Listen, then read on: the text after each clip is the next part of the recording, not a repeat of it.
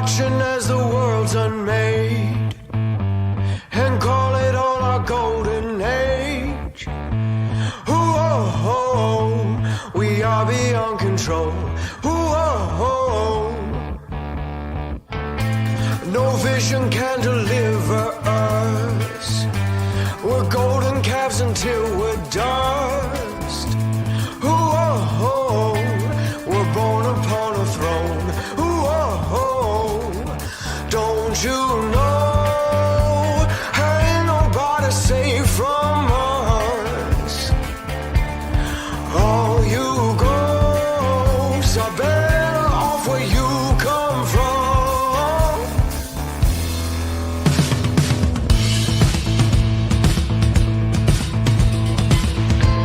And I set out to tame the land with lion teeth and jaws of lambs.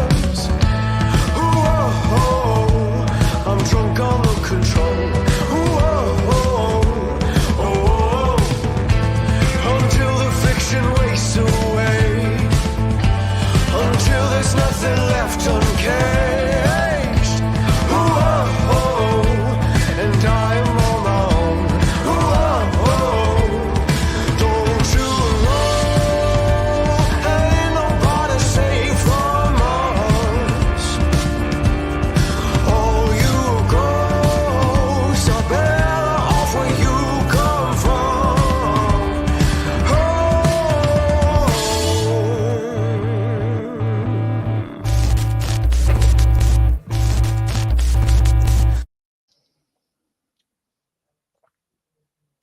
Hey, here we are. We are back. Hey, Mikerowaveable, how's it Hey, going? Weathers. Good. It's been an eventful week. Lots Yes. has happened. Since our last podcast, our 3.5 podcast, we haven't Yeah. been canceled lately. This is, but a lot has happened since that last Wednesday. It's been a full week of winning, I think, from a mega perspective. But from a Canadian perspective, like from a Canadian government perspective, there's been a lot of losing, a lot of Yeah. running around. But Yeah, a lot of panic. a Well, lot of panic. actually, well, I mean, depends on like whether you watch news or avoiding news or whatnot. But I mean, I'm kind of a little bit of in a panic myself. I mean, especially for our country and all. Yeah. But we'll get to that eventually. A few things we will start to show off. Once again, I'm Weathers, and I'm Mikerowaveable. Hi, everyone. yes, and we're the Common Nonsense. We're doing this show to basically give a Canadian-centric point of view to current events and social commentary. If you want to find us, especially this podcast, you can find the podcast at Hand of Infinity on Twitter, and you can find Mikerowaveable's Twitter right there on the bottom. Yeah, right there. Mikerowaveable TCN. If you want to message them about stuff, talk about the show, talk about things, feel free to reach out to us and on our Twitters. You can also find the show. Let's see, where's our banners? So there is a Twitters. If anyone wants to take a good look at that. The YouTube show itself, that's where you can find us, The Common Nonsense YTC. We have a channel. There's specifically a podcast list that lists only episodes of the podcast shows. So if you want to peruse through that or actually click on the individual shows, you can. Also, we started the Rumble channel a few weeks ago, and you can catch all our episodes on Rumble if for some odd reason YouTube cancels us somehow. You can always find the shows like basically we upload the show to Rumble at the moment. Maybe one day we'll do a direct stream to it, but at the moment you can reach us there, or if you know me, you can catch the show actually on my Facebook. I usually post the placeholder as an event, and I've actually started inviting people to come watch the show. So if you're here and you've joined us through an invite, or you made a catch a post I made earlier this week, or if you're on Twitter or Rumble or whatever, thank you for joining us today. And I guess we'll get on with the show. Yeah, thanks everyone. Yeah. Good stuff. So let's put that banner away and let's get to our media. So I think actually on the Wednesday, I believe, that's when President Trump made his appearance at Davos via virtual screen. Yeah. Highlights of what he basically said. This clip over here basically runs through what he basically said. So let's go through it. Yeah. Make your product in America. Can you hear that? We will give you Yeah. among the lowest taxes Everything of should bring it any up. nation on earth. We're bringing them down very substantially, even from the original Trump tax cuts. But if you don't make your product in America, which is your prerogative, then very simply you will have to pay a tariff, differing amounts, but a tariff which will direct hundreds of billions of dollars and even trillions of dollars into our treasury to strengthen our economy and pay down debt. Under the Trump administration, there will be no better place on earth to create jobs, build factories, or grow a company than right here in the good old USA. So a lot of his message was basically that Yeah. America is open for business, basically. And if you are somehow, importing to the United States these cars or whatever's, he'll slap a tariff on you unless you build a factory in the United States. And frankly, I don't blame him. I mean, if you look at America right now, for example, things like I think the COVID era have brought to forefront stuff like supply chain shortages, for example. Yeah. I believe. Yeah. Good point. And of course, the destroyed industries, the automobile industry, totally destroyed in America, right? Yeah. Detroit used to be a lively city. The steel city of America is now pretty much in decay because they've shut down a lot of the car manufacturing in America, I believe. Yeah, like the Paris of North America that used to be Detroit is now like this rusted sort of hulk, this rusted husk of what it used to be. And you're right. I mean, like Trump here, I love this. I loved his speech to the Davos crowd at the WEF because he was more or less saying, he more or less laid out the MAGA program right to the people who would have opposed it, like to Klaus Schwab and all the rest of them. And he's starting to go into like protectionism mode. Trump is like, we're gonna build everything here. We're gonna revitalize manufacturing, and a lot of these things you could just see the people at Davos just like, just like seething with anger while they were listening to him. Well, because let's enlighten the people a bit who are listening to the show, just in case you don't know who is at Davos and what is Davos. Can you give a rundown of who or what Davos is? Well, the World Economic Forum seems to be this hub for like bigwigs who we could characterize as globalists, people who enjoy the notion of open borders, mass migration.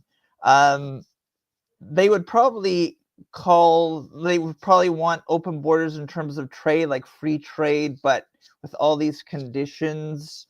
And a lot of these people are the architects of these globalist initiatives that really are anathema to things like that we used to call like the nation state or protectionism or closed borders. And Trump is like the opposite of the Davos globalist ethos. Like Trump is going more towards a nationalistic program in all aspects of American culture and economy and society. The WF bigwigs like Klaus Schwab is the guy. You've probably seen him. He kind of looks like a villain from Austin Powers or a James Bond film. And he has this like crazy accent. And he's always like, he's talking about, when he was talking about Trudeau, he was like, we will penetrate the cabinets and make them do what we want and stuff like that. And like, and he's it's just I get the impression about these people is like, it seems like who do they benefit? Like what what is the benefit of having all these like bigwigs like at this place? Like, what do they really Well, hope to I do? I think they're trying to impose like this new global governance. They love things like transhumanism and digital identification, and they're sort of rootless cosmopolitans like Mark Carney. And Mark Carney, we're going to probably talk about him later in this show. Mark Carney is Oh, like definitely, yes. someone who has, multiple passports for Canada, Britain, and Ireland, I think it is. And he's one of those people that, you know, um, wants to impose elite control over the world as and benefit their own group, right? Whether it's like people in the public or private sector. And Yeah, and and Trump is like challenging them directly, and he's telling them right to their faces that I'm not adhering to your globalist program of open borders and DEI madness and transgender madness and all the rest of it. I'm going to I'm going down the nationalistic road, and that's one of the key conflicts on the planet right now. Globalism well, versus yeah. nationalism. Well, I I mean, think. the idea of globalism seems like a nice idea at first, that, basically everyone has access to the same resources or something. That's what they like to say it's about. Yeah. And all I see really is like creating these policies to basically normalize humanity so that all these bigwigs throughout these meetings, can basically benefit from these policies, and they can easily sell to people because they no longer have to follow like differing standards, and they don't have to consider things like how does it affect people locally and where they live. um it just seems like this. I mean, normalization just doesn't seem like a happy thing to me. It seems No. like they want to remove individuality, and a lot of people like individuality, Yeah, if you ask me. that's a good point to make, because I think like the people that sit around the table at these meetings at Davos want to be like a hyper elite, like less than 1% that almost have all the wealth, and they want to really impoverish the middle class and the lower classes so that we're just like lowly plebs, like consuming. Or you probably heard like the catchphrase from the World Economic Forum, like you'll own nothing And be and happy. you'll be happy, right? And they're trying to impose like this. They think it's a utopian vision, but it's really dystopian to me, like Well, I keep thinking about the Matrix, and that analogy where Morpheus is basically, basically telling Neo that basically like these mechanical overlords want to turn us into a battery, a living yeah, battery, and that's what where they we just want. keep which the dependency that in the Matrix, like all these people in these tubes were dependent on the system, and they basically stimulate their thought process so that the electricity that they would produce in the body would basically power the whole mechanism and stuff. Yeah, And they would basically blind us with these false realities. yeah, you and know a lot of these same people, like at the WF, they like the idea of the Internet of all things, where everything's interconnected, and they like the idea of transhumanism and immortalism, where they can like transfuse their like minds into like infinitely changeable bodies and stuff like it. That's the craziness that they advocate, some of these people. well, I tend to think like the whole thing about transgenderism and why they push it is just like, once again, it just makes people more dependent on the system, because if you Yeah, look into transgenderism and some of the operations that they're proposing, I mean, these people like constantly live in either agony and perpetual having to, take these hormonal suppressants and be dependent on a system that has to provide these suppressants, and they have to take these like constantly and put themselves in constant misery yep, and all that's. that. You Oh know, yeah, that's and they're like, as you said, like they're perpetual, like in perpetuity, they're like dependent on these drugs and stuff like that. And that is another thing, is that they don't like groups. They don't like They don't like a nation states. They don't like group identities. They're trying They to, don't like families. and they They don't don't, like family units. yeah, they don't like family units. And Trump is representing something that they hate: populism, nationalism, protectionism. And he's standing up there in front of this crowd and he's telling them to their face that he's not going to adhere to globalist program. And that's why it was such a coup, I thought, last week when he did this, you know. I was surprised they actually let him speak that quickly in the forum. I mean, I Me think too.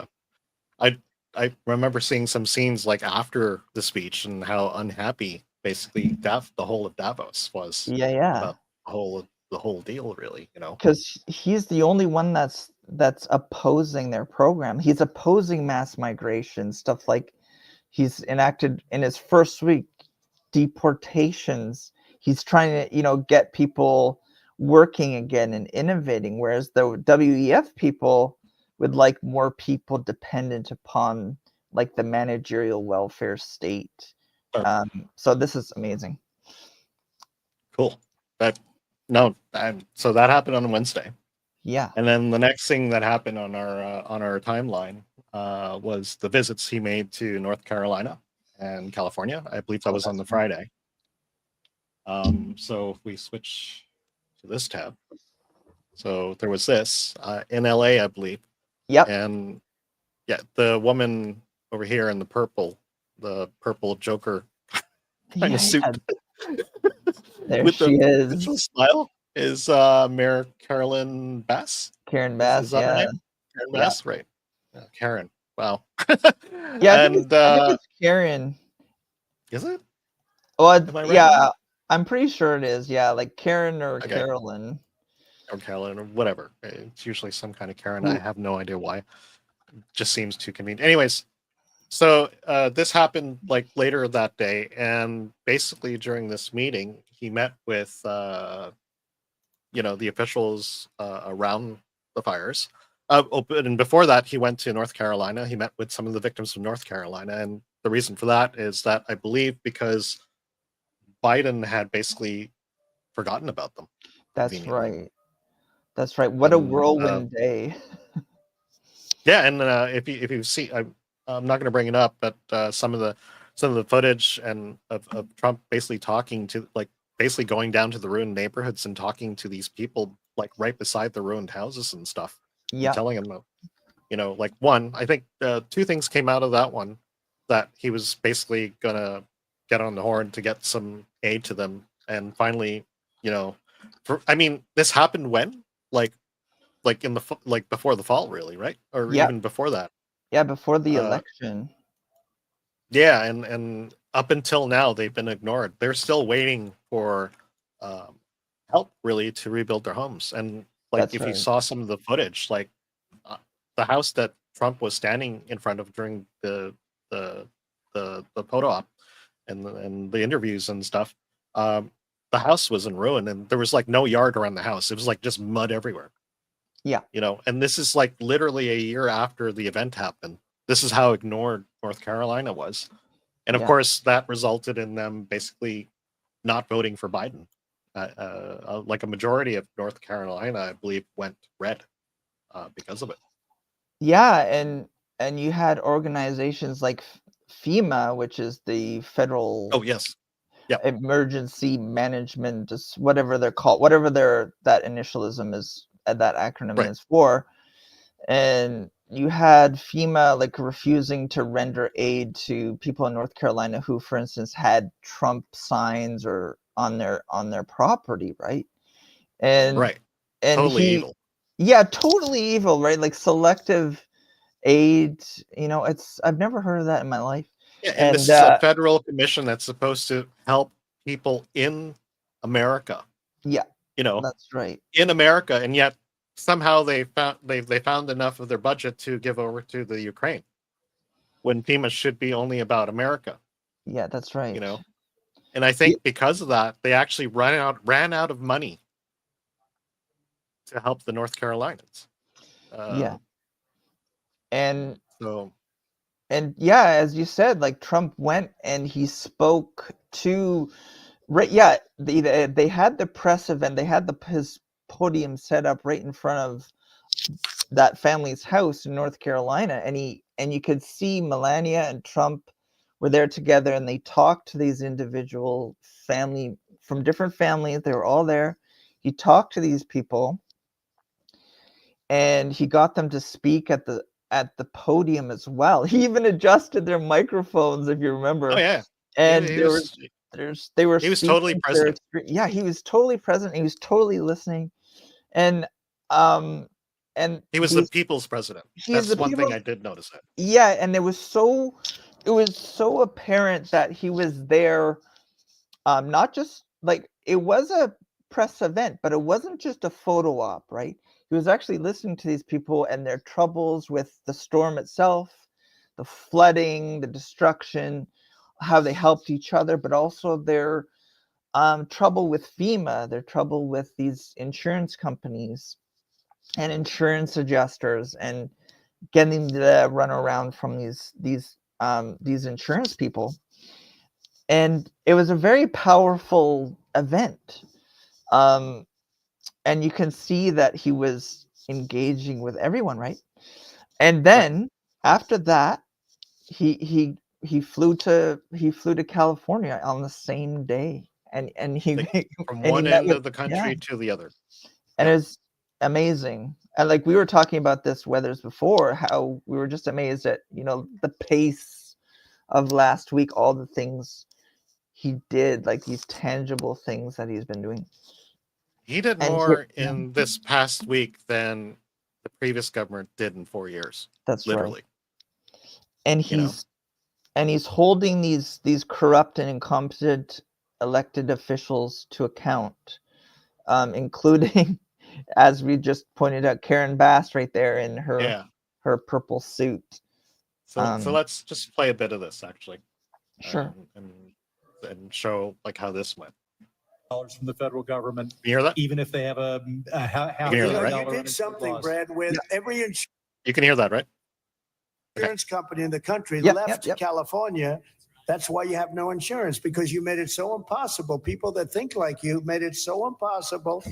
And Brad, me, every Mr. insurance President, company. I don't know what I'll tell you this about my thinking. I've never seen a state where almost nobody has insurance. And I said, what happened? And they said like 6 months ago, they all left.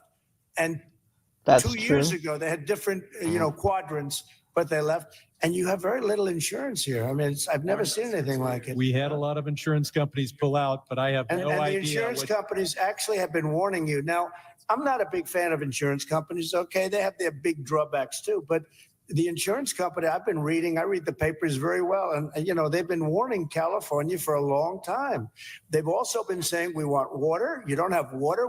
You're supposed to get fire insurance. Yes, the water. Yes. The water. And we talked about that in our second episode. So this whole thing that he keeps talking about the water, which, by the way, I think not just a couple of days ago, he had actually sent the Army Corps of Engineers to turn on the water. That's right. And what I mean by that is he's talking about the water that actually comes from BC, the mountains of BC, right? Yeah. And they basically intercept where this water is coming from, all from Canada. That could hypothetically not make California bone dry, and they basically divert it into the Pacific Ocean. Is what I heard. And it's like that is completely insane. And it was a deliberate scheme to like create the conditions. Like I just don't understand the mentality of why they would do that. I mean, this whole situation is so dodgy. Like it was the environmentalists complaining about there was a smelt apparently that this was that diverting the water was supposed to make better like the decline of this particular small fish, little fish, right? And then there was this thing that we saw like last week. I should have pulled it up, but I remember there was this thing that Gavin Newsom was doing like a vanity project where he was trying to save I think salmon or something like that. Oh, okay, I didn't realize Remember there that was also about salmon. there's something about salmon and diverting the water for that, and then of course there's the fact that he takes kickbacks. You brought that up in our second show.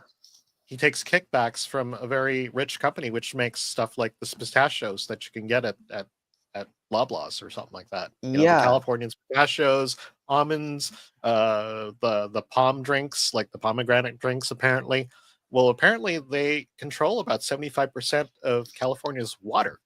that's right. And that's You know, astounding. That's astounding. And this family, apparently they were front and center in terms of like curbing that recall initiative against Newsom. So there was definitely some collusion there. So it's like this he private takes family some kickbacks. I'm pretty and sure. kickbacks too, yeah. And You know, and this family has control over like it's some crazy percentage, like 75% of the state's water, and they have this gigantic underground reservoir and stuff like that. And it as is you mentioned, crazy. And then they have it vertically integrated with their pistachios and and their their production and stuff. And it makes people ask questions like, were some of these things that seem crazy, like this diversion of water, like diverting water, was that to to pander to these special interests, these wealthy people? What's really going on here? well, I mean, like the incompetence, like, and then there's of course like the fact that Gavin Newsom said that he was going to clean the forest floor, right? That's And right. apparently he did what, roughly 1% of what he promised. Yeah, And then added to that the fact that California is basically doesn't have access to 75% of the water that comes from BC mountains, and the state is pretty much bone dry, that's right. It's you like know. it And was of a course, tinderbox. you would think that a place like California, which can't shut up about like the climate change and all that stuff, you think that they would be even more prepared, especially when Right. like vast zones of California are designated as wildfire zones. Yeah, You'd think water would be a priority or something like that. you would think, and like you just mentioned, weathers like the fire preparation in terms of clearing out fuel, as they call it, like deadfall and like like dead wood and stuff that like will just ignite in these conditions. They weren't doing that sort of cleaning up of these forested areas properly. There was And then all added sorts to the of further incompetency yeah. of Carolyn Mass over there. She was where was she? She was on her way or on her way back from Ghana. You Yeah. know, during the most crucial period of the wildfire season. That's right. You And know, you found that amazing clip in our last show of her just sort of like deer in the headlights, stepped right off the plane, and the reporter was like, "Where have you been? What are you doing?" well, like the people of Los Angeles should vote you out because you're just really incompetent at this point. Because she wasn't responding at that point. She was That's just right. like not responding, just waiting to get out of here, waiting to be secretly snuck into my plane so I can get back to my mess and crap.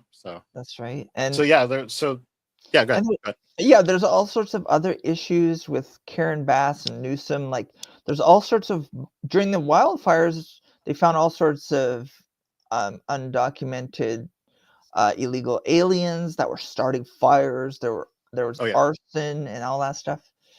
And in this particular case, in this instance, um, Trump is giving these guys a hard time about insurance, and that was an issue in California, in Los Angeles, where these insurance companies were saying, "Look, like we're not going to insure you because we know that the conditions for fire are so bad that they just pulled their insurance." So a lot of people, I'm not giving much credit to insurance companies here, but they knew that the conditions were such that there was going to be a disaster, and they pulled their insurance before this gigantic fire happened, and that's yeah, part of because the exchange we're seeing right here.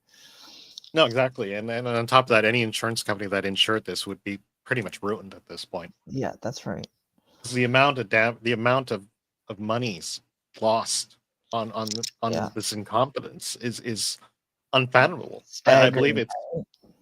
it's pretty much the most expensive natural disaster in decades, I believe, Yeah. right? Yeah, I think we were talking about last time that it's the most expensive natural disaster in California's history or something. I Or think in the natural history of disaster. America. I Yeah. think in the history of America, to tell Oh, you the truth. I'm sure it's up there. Yeah. Well, let's play a little more because he does Mhm. get into another issue that the Californians are still having, I believe. And the insurance company goes, Nailed it, right? you don't have any water in your fire hydrants.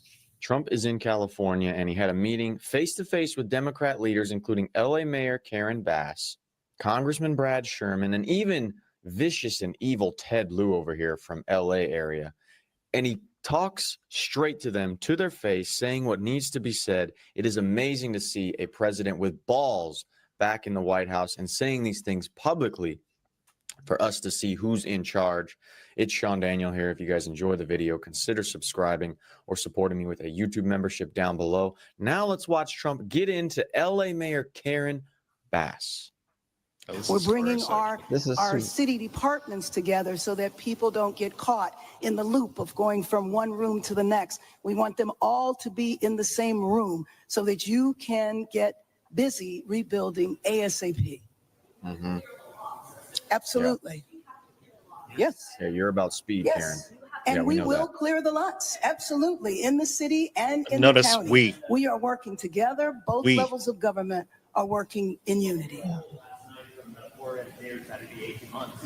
Not 18 months? Is it like 18 months. That's the answer that we got, and that's what we're all hanging on. Yes. So if you're telling us now faster, is it 6 months? Is it? I mean, all of our lives, rents, all this stuff is weighing on this. 6 months is no good. And the number one thing that we are going to do immediately, and you will see this happen, is to clear out the debris. And we're concerned right now over the weekend because of the potential rain, but we are going to move as fast as we can. But we want you to be safe, and we want you to be. Okay. Like, this is she's so stupid. well, I don't think it's stupidity. I think she once again, because of her ilk, basically. My guess is that she's going to take advantage of this, or she was trying to take advantage of this, right? And the whole reason for the 18 months, I can imagine, is that basically she's going to bring in her vetted contractors to clear the debris and stuff, and she's basically going to use this opportunity to bring these in and force the people to basically only pay for services by these vetted contractors is Right. the only thing I can imagine. Well, yeah, and you can see that, like, you could just imagine like individual homeowners and families being like, no, we want to go right now. We want to get in there. And we want to start cleaning up as fast as we can, and we want to do it ourselves. And there's like this distinct difference between the timeline of a politician and the timeline of regular everyday people. And when Trump says this, he's like, no, that's too long. Like, It is. that's too long. And then he basically goes into the fact, like, he visited some of the neighborhoods. I think one of the neighborhoods that was heavily hit by the fires, right? And he even says here a little further on that he saw all these people lined up on their properties, and they basically told him, we can't access our property. They're not allowing us to go on our property where we can work on it ourselves. Now they say it's because of their safety, right? But there's nothing on the lot. Everything has been incinerated. yeah. And the fire's been put out long time ago. And yet Mayor Bass over here wants people to wait 18 months because of bureaucracy. Yeah. Now my guess is because she's bringing these, if she were to bring in these vetted contractors, my guess is that she somehow gets a kickback from it. Yeah, it's profiteering, right? Profiteering in the face of a disaster. Bureaucracy and profiteering, and it's just like, it makes her look terrible. And no, and they still are under the impression that they can get away with this. Even under a Trump presidency. And of course, we go on. Be back in your homes immediately. But the people are willing to clean out their own debris. It doesn't Yes, cost and a they lot. can. You and should they are let them able do to- it, because by the they time you can do hire that. contractors, it's Right. going to be 2 years. If Yeah. a Right. The family people are willing to get a dumpster and do it themselves and clean it out. and they can There's do not that much left. It's all incinerated. that's right. And, it's just going to take a long time if you do. You can do some of it, but a lot of these people, I know that guy right there that's talking. I know my people. You'll be on that thing tonight, throwing the stuff away, and your site it'll look perfect within 24 hours. And that's what he wants to do. He doesn't want to wait around for 7 months till the Yeah. city hires some demolition contract. If That's going to individuals charge him want to build- $25,000 to do his lot. I think you have emergency powers just like I do. And And this I'm is a- exercising my emergency. This is another instance where Trump was actually he was actually talking to the individuals who've experienced the disaster. When he pointed out into the crowd, he's like, "I know you want to get to it right away," and that's something he did that afternoon or that afternoon in North Carolina, where he was actually talking to these individual families and homeowners and stuff, and that's pretty amazing, and that's really something that I noticed during these events, that he actually knew to pick out people. And he's saying these individuals can do it faster than your bureaucratic laborious process that she was Right. advocating. Yeah. No, exactly. And I mean, the graph is really thick. Oh here, yeah. You know, could just- like these bureaucrats still think that they're going to be able to pull this bullshit, Yeah. and force people to. And even now, like I found another video, but unfortunately we don't have it lined up. But basically, one of the people from Infowars, forgot his name. He lives in LA, and even after this was the Monday or Tuesday after this happened, right? Yes. Because this happened on the Friday. Yep. And even at that point, even after Trump has visited and has said this is not enough, we're going to be doing something about this. What the video basically showed was that they now have to line up to get these yellow passes so that they can have access to their property, so they can actually start cleaning it. So all of a sudden, this is the state that didn't want any ID for voting. All of a sudden, ID is like important, right? And so what was happening is that he was literally close to his property, and the cops were basically telling him, "You can't go there until you get the orange pass." And he was basically saying, "Well, if I go down there, there's like this huge lineup to get these stupid passes." Yeah. And it makes know? no sense. It makes no sense. Like, what was the reasoning behind putting that bureaucratic step in front of people as a barrier before they could access their own property? Like, it's astounding, right? And you wonder what the rationale was for that. And there's so much that we're not being told in this case, right? Yeah, but It's I mean, astounding to me. But I mean, here's the other thing too. Like we talked about it a bit too. I mean, one of the other possibilities that could happen is that they drag it out so long that these people basically, once their insurance check comes in, if it does even come in, that they're just going to take the money and run and sell their property to people like BlackRock, who will basically develop the property, buy the property for next to nothing, develop it, redevelop it. So it's like a brand new lot with this new construction. And of course, it's going to cost, people who buy the property many times more than they bought it for.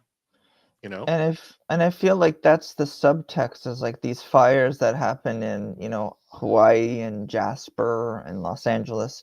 Is there something more sinister at play here? Like stuff that I don't know. I mean, if you talk about Honolulu, do you know what happened to Honolulu? I don't think anybody has really recovered from that at all. And they were just regular people too. And what it looked like is, like, once again, it was the same thing where they couldn't access their property. They're being prevented from rebuilding. And eventually these people would basically give up and sell their property because they're going to take their money and run. Yeah. And this is still prime property, Yeah, you know? some of the most expensive real estate in the world.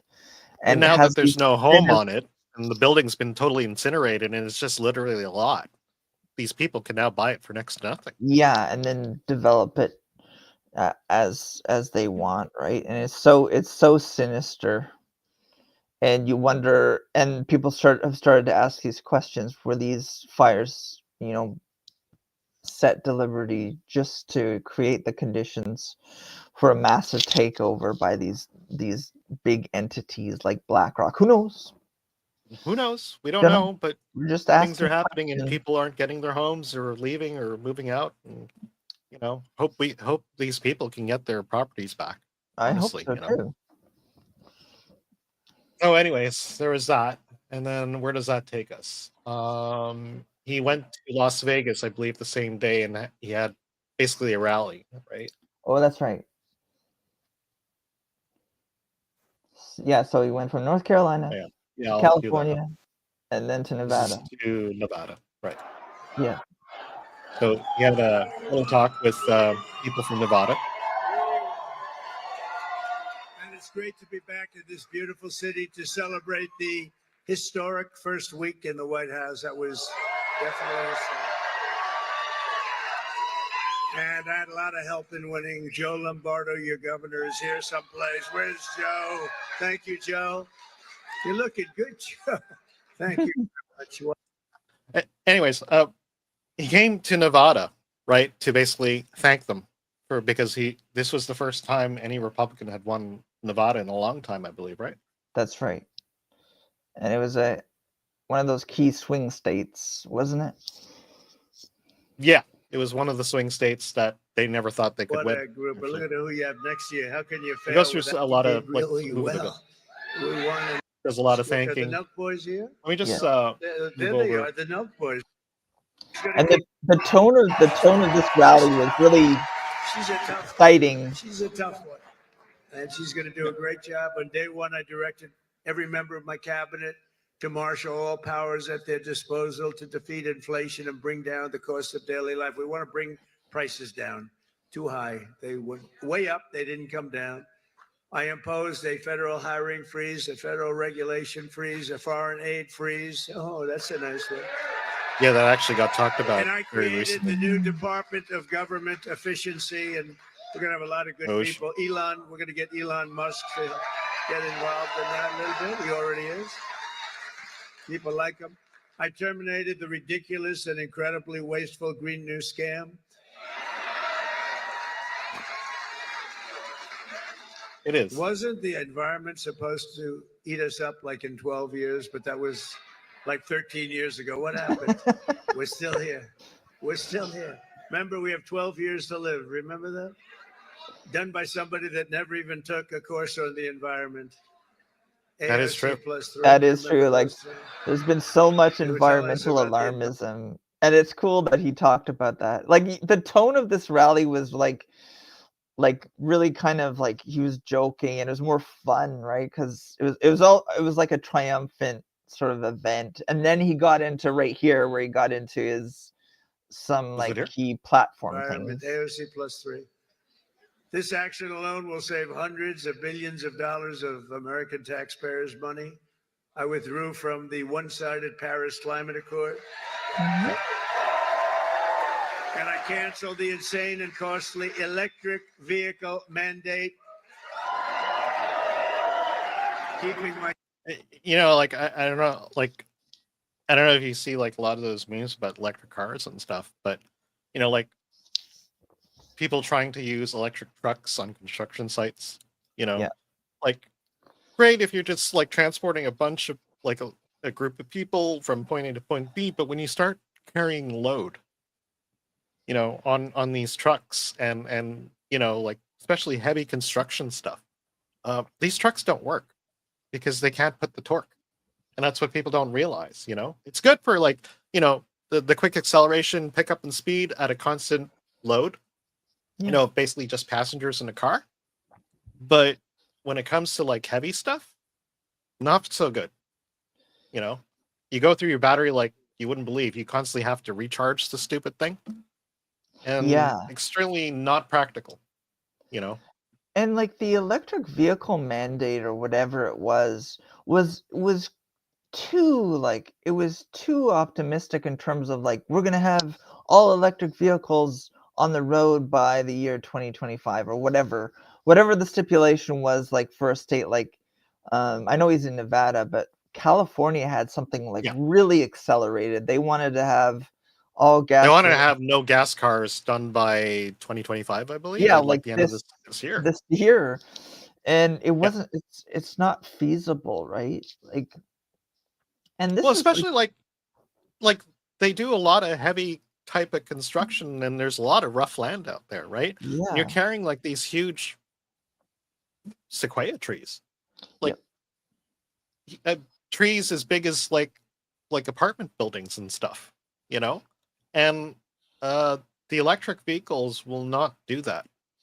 they haven't You quite got it figured out yet. Like, the technology will improve. Like, I remember seeing this video like that a while ago where a dude in Edmonton, he was trying to charge his Tesla, and it was freezing. Like it was like Oh, minus yeah. 35 Celsius or something, and it wasn't charging. Like he couldn't get enough, Well, electricity and cold, they don't Yeah. work really well. I don't know No. if people realize that still, and I don't know why I think we also I think our crazy government wants to do something similar where basically he's going to try to basically mandate that we are not on hydrocarbon based vehicles and stuff, Yeah. especially in Canada where it gets cold and you still have rough terrain. It's not possible. It's not not feasible at all. Not feasible. No, you're going to have a bunch of trucks that go into the forest and they'll get stuck there. Yeah. Because they can't get to a power station. Or they're going to have to basically, lift in some generators to charge these stupid cars every 3 hours. That's right. And it's just like, well, Yeah. why don't we use gasoline or diesel like we've always been doing? And just make them more efficient and make them less pollution causing. But then they start talking about, well, the carbon dioxide. Oh my God, the carbon dioxide is going to increase the temperature by 1 degree within the next 100 years. Yeah, and it's true. Like, and Trump, when he says when he was talking just there about environmental alarmism and all the predictions that they've made over the last few decades about how this apocalyptic stuff, and there's this whole litany of apocalyptic predictions about the ocean levels and all this other stuff that they just haven't come to pass. Well, they're and very he's baseless. They're very he's right about that. hypothetical. They're very hypothetical. It's like but the thing is about these crazy environmentalists, they'll hook on to anything and just blow it out of proportion. It's with no scientific basis. It's like apocalyptic alarmism is what it is, in order to galvanize and get people all scared, so they'll go adhere to these policies and stuff like that. And Trump is perfect. He's doing the opposite. Like these measures that these people, things like the carbon tax and all that stuff. I get the feeling that anything we put into this, right, will not even benefit the children of our children. No. Or even further than that. I think, especially since all the efforts, every carbon point that we earn is basically offset by the rest of the world, like China. They don't really care about environment. You don't see them curbing down stuff. In fact, they're just ramping up production, from what I understand. Yeah, and these taxes just end up going into general revenue anyway, right? Where they use it on whatever. It's just these things are it's just another tax. It's just a money making grift, if you ask me. Yeah, it is. I don't think a really good percentage of all this money that they're going to earn from the carbon taxes that they're trying to apply to, they've already applied to us. I don't think any of that money goes into funding anything that would reverse this. I think a lot of it just goes back into our government so that they can do these other vanity projects that make it work. Yeah, exactly. I remember there was anyway. No, go ahead. Oh, there was some sort of tax imposed on Ontario during the McGuinty Wynne years. I can't remember if that was to do with healthcare or if it was environmental, but they traced it, and it ended up just going into like general revenue for the province. So it's like, Exactly. Anyway. Or creating these like windmill projects that just constantly fail, shatter, or kill birds. Really, yeah, you and know, they don't do what they're supposed to be doing. and they barely contribute anything to the power grid. That's right. Like fractions of a percent back to the power grid. These huge windmills that you can see in Nova Scotia and BC and all that. I've seen some of them in Nova Scotia. Yeah. And the only thing I ever hear about them is basically, yeah, they make a lot of noise, and then all the people talk about the noise they make who live around them. You know? That's right. Can't be healthy for anybody to live near these things. My They're secret not. pledge to America's auto workers. Boy, did we get a big vote with the auto workers. I'll tell you. And the Teamsters. Any Teamster in the room? And actually, We have so many people pouring in. We have no idea. We go up, but we're within the 500 million. So they knew they could have had it for 39. They paid more. You wouldn't do that, Joe, right? Now think of it. They know they have a deal at 39. So they went back in at 525 million. I'm trying to find where he Greatest actually talks economy about. that we've ever had 4 years ago, but this is going to be better. You watch. This will be better even than the first term. And the reason I got elected was because of the first term. You know, somebody said, "What was the reason you got elected?" I mean, you won by so much. I said, my first term. I'm trying to find where he actually talks about That's all I did. I just said, well, no take tax a on look at the tips, numbers. right? I can't remember if he did that at In total, the I can't Biden remember- administration imposed I think he did it here. $1,000 in additional Yeah. regulation costs. So the average because he does get American, to and it. think of this, the average American, I think it's more towards the end. Yeah. and I believe they'll make it $1 trillion. I'm going to ask them to make it $1 trillion. What the hell? The money means nothing to them. You know where they made their money? From liquid gold, right? They got a lot of liquid gold. We have investments to expand American auto production in Detroit, Michigan. Auto Would never production. pick up the call. They'd say, he'll call you back in 2 months. 2 months. He has a schedule. He's extremely busy sleeping. Here. We feel the light over our country. Everyone does. But there's a light all over the world. We've accomplished more in 1 week than other administrations have accomplished in 4 years. And That's true. we're just getting That's true. started. We got rid of the woke. We got rid of the woke crap. What a lot. Yep.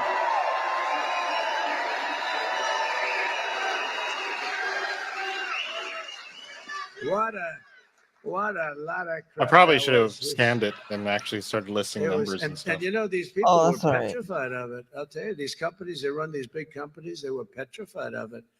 It was like, you know, I don't, Rambles a little bit. pretty big. You had an impact, let me tell you. Nationwide, over 4 million workers depend on tip income, There we Ah, go. here you go. an Yeah. estimated 700,000 single moms. And here in I'll Nevada, rewind it a bit.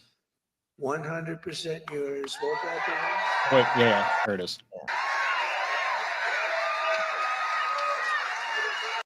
Promise for a thing called, and I know you didn't hear anything about this, and I'm sure it had no influence on the state, the fact that we won this crazy massive Oh majority, yeah, this is it. the state that hadn't been won by a Republican in decades. But I'm sure you haven't heard, but we're going to get it for you. No tax on tips. No tax on tips. Isn't that crazy? Yeah.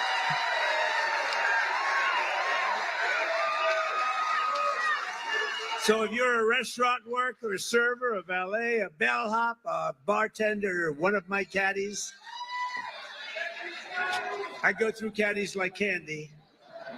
If I play badly, I always blame my caddy. Or any other worker who relies on tipped income, your tips will be 100% yours. And I remember actually when this happened in Canada. Like I was actually working at a restaurant when this came in. You know, this came in Canada, but this of course came in because of the United States, right? All of a sudden they found that they had to start taxing people's tips, and it's sort of like you do realize, like, you know, people who earn tips get paid less salary wise, right, than other workers, right? You know, and then all of a sudden they now have to declare taxes on their tips and stuff, and now we're so used to it, and now he wants to go back and say, you know what, keep your tips. I mean, Yeah, it's amazing, right? It's another very populist measure. It's like the notion of giving people back their money and getting Yeah. that, and it's gonna, and he's doing it, of course, in Las Vegas, where you have this whole the whole Yeah. industry around the service industry around the casinos and all this stuff. And Casinos, it's hotels, another, tourist it's a, attractions. yeah, and it's another like, it's another great like populist measure that and people, you can see how like energized the crowd is. Like they love this, and they're going to be able to have more money in their own Well, pockets, a lot and of these people who have these that jobs is a were pretty populist much measure. facing. Well, a lot of these people who have these jobs, who basically live in Nevada right now, I mean, they weren't making ends meet, and something right. like this would just like improve their lives by manyfold.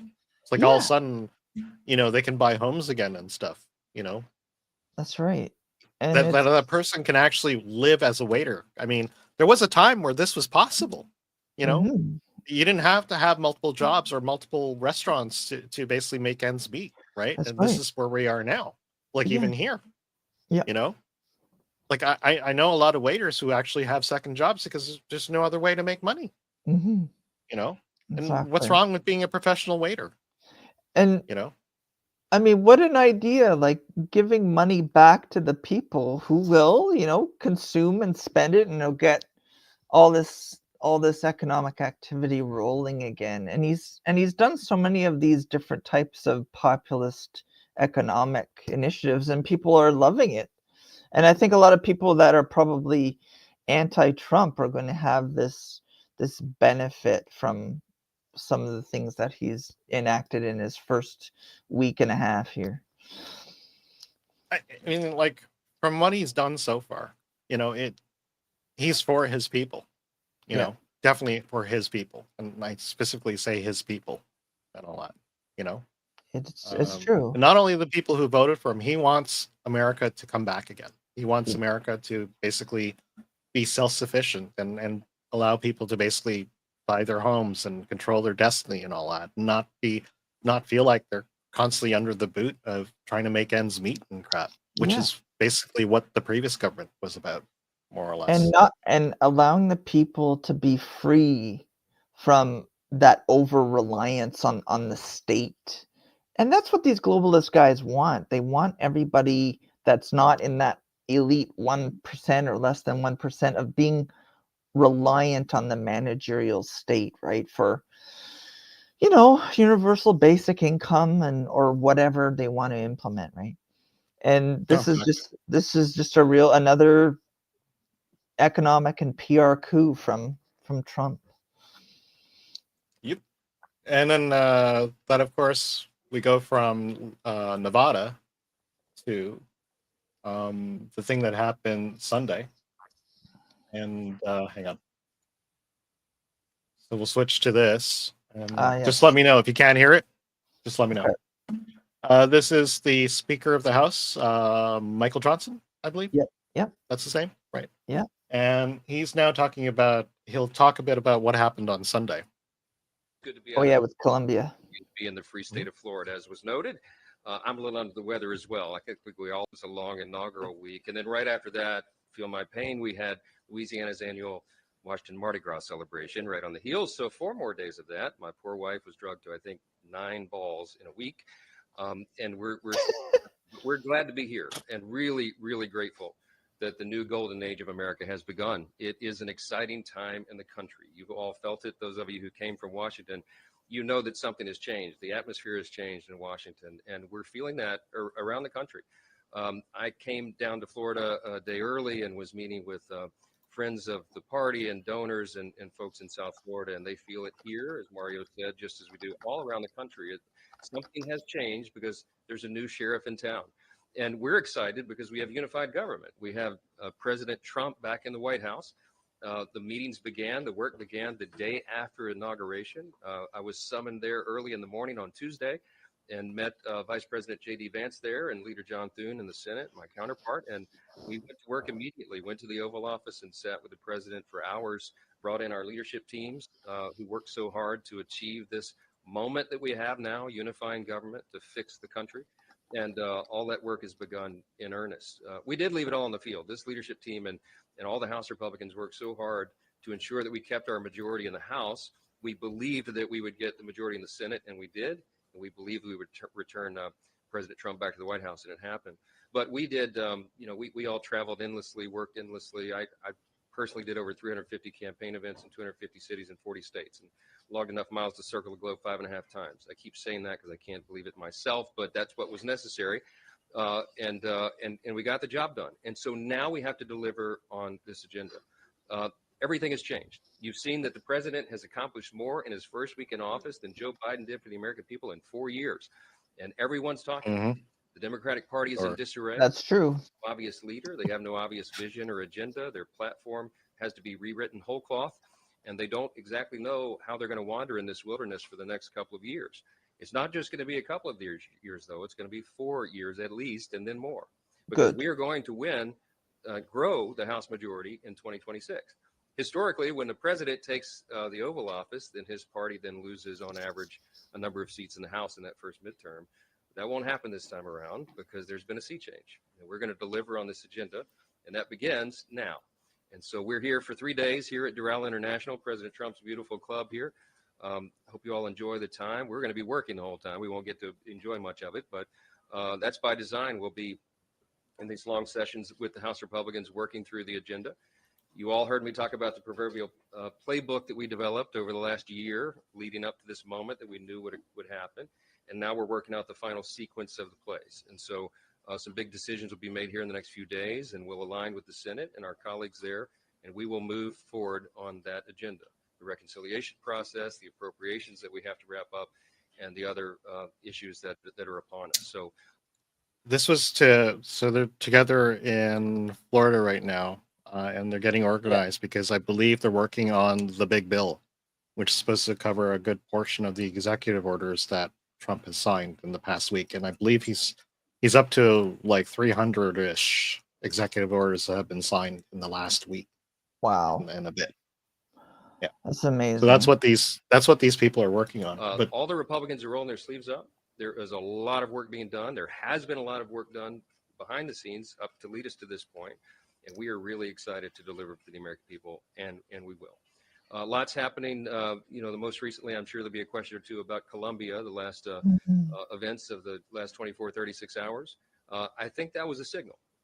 When the president engaged with the president of Colombia about the situation there, Colombia did an about face, and they decided they would indeed cooperate and take back their citizens who came here illegally.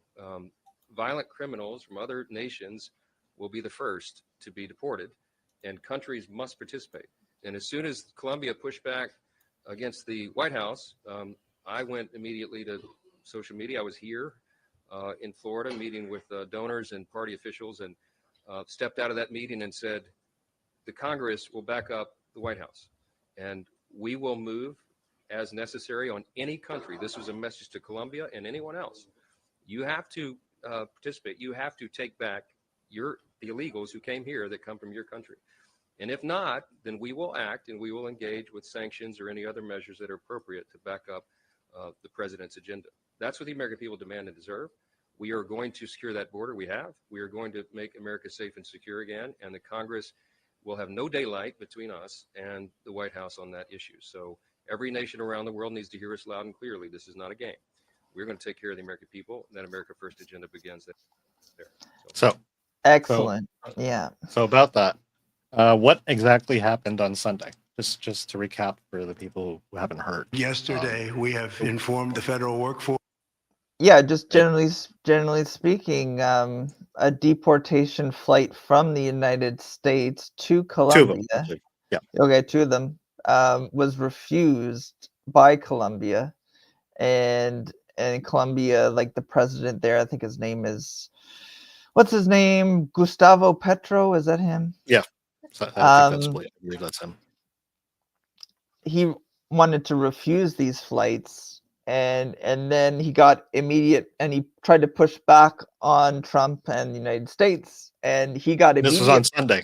Yeah, on Sunday, and he got an immediate pushback from the White House, and he backtracked right away, and he said, "Sure, no, I'll let them Well, in because more of the specifically, the White House, yes, but what exactly? I mean, one, Trump was on the golf course when this happened, right? And basically, I believe he tweeted something along the lines of, "We're gonna push through a 25% tariff on Colombia yeah, goods right away." to increase by the end of the week, if nothing is done, to 50%." Yeah. You know, and this is from not playing along with taking back their own dissidents. Yeah, exactly. And he's using these like punitive tariffs as a means to like pressure these countries into like adhering to his deportation regime. And it's really brilliant, right? It's great. And you saw the immediate turnaround of Colombia, and I don't know, it was really awesome. Well, to the extent that the president had basically offered his own private airplane to help and assist with the deportation effort of the dissidents from his country. Yeah. Oh. And amazing. It was like, and that happened within the span of like an hour. Yeah, exactly. All these things happened within like an hour, and it was and then all of a sudden Colombia was on board. Like, yeah. And was once amazing. again, we bring this up because it was a very creative use of tariffs. Yeah. Colombia, I believe, I don't know the numbers, but a good percentage of the exports that they have go to the United States. They sell to the United States. I believe they're actually one of the biggest customers. I remember constantly seeing Juan Valdez, I believe, from Colombia. Yeah, like a coffee. Talking about the coffee he picks and sells to the United States and how wholesome and good it is. I don't really know. I don't believe I purchase any coffee from Colombia and stuff. And but yes. Yeah, and that's going to be the theme for going forward, is this use of tariffs as a means to pressure these foreign governments. And this is a perfect case study in that use. And we're going to see that, anyway, we're going to see that going forward in this very show. Yes, especially on our country, I believe. Yeah. Canada and Mexico and anywhere else. So, going along our timeline, what else do we have? We have, actually, I'll bring it up right now. We got a look of the American press secretary, I believe. She does basically a wonderful, like, this is basically her first, and I've watched a lot of the press secretary briefings, especially from the previous press secretary, KJ Green Jean-Pierre, and she's awful. I don't know if you've ever watched any of her. She was based. I thought, like I've watched a lot of the previous press secretary before Green Jean-Pierre, Jennifer Psaki, I believe, and if anything, I'll have to give her credit. She was really good at being the spin doctor for Biden, and Lord knows, like, the amount of work she had to do for that president. Yeah. But she at least managed to come across as intelligent and knowing her stuff and knowing how to best divert the story from their ailing, sick, degenerate president and all that. Yeah. But of course, when they switched over to Green Jean-Pierre, the problem the thing that annoyed me about her the most was just how incompetent she was. Like, not only did she have to lie for this very, I mean, I don't know why they put her there. Oh yeah, DEI. Most probably she's a DEI hire. Anyways. Yeah, and that's in stark contrast to Trump's press secretary, Karoline Leavitt, because she really had she had a really good first. I think this was her first. Yes, this was her first briefing. Press briefing. First press secretary briefing. And she did a good job. She's competent. I mean, she goes through a lot here. A lot of new cases. And President Trump is back, and the golden age of America has most definitely begun. The Senate has already confirmed 5 of President Trump's exceptional cabinet Give a nominees. little bit of summary of the last Secretary of week, State actually. Marco Rubio, Yeah. Defense Secretary Pete Hegseth, CIA Director John Ratcliffe, Homeland Security Secretary Kristi Noem, and Treasury Secretary Scott Bessent. It is imperative that the Senate continues to confirm the remainder of the president's well-qualified nominees as quickly as possible. As you have seen during the past week, President Trump is hard at work fulfilling the promises that he made to the American people on the campaign trail. Since taking the oath of office, President Trump has taken more than 300 executive actions, secured nearly $1 trillion in U.S. investments, deported illegal alien rapists, gang members, and suspected terrorists from our homeland, and restored common sense to the federal government. I want to take a moment to go through some of these extraordinary actions. On day 1, President Trump declared a national emergency at our southern border to end the 4-year-long invasion of illegal aliens under the previous administration. Additionally, President Trump signed an executive order to end catch and release and finish construction of his effective border wall. By using every lever of his federal power, President Trump has sent a loud and clear message to the entire world. America will no longer tolerate illegal immigration. And this president expects that every nation on this planet will cooperate with the repatriation of their citizens.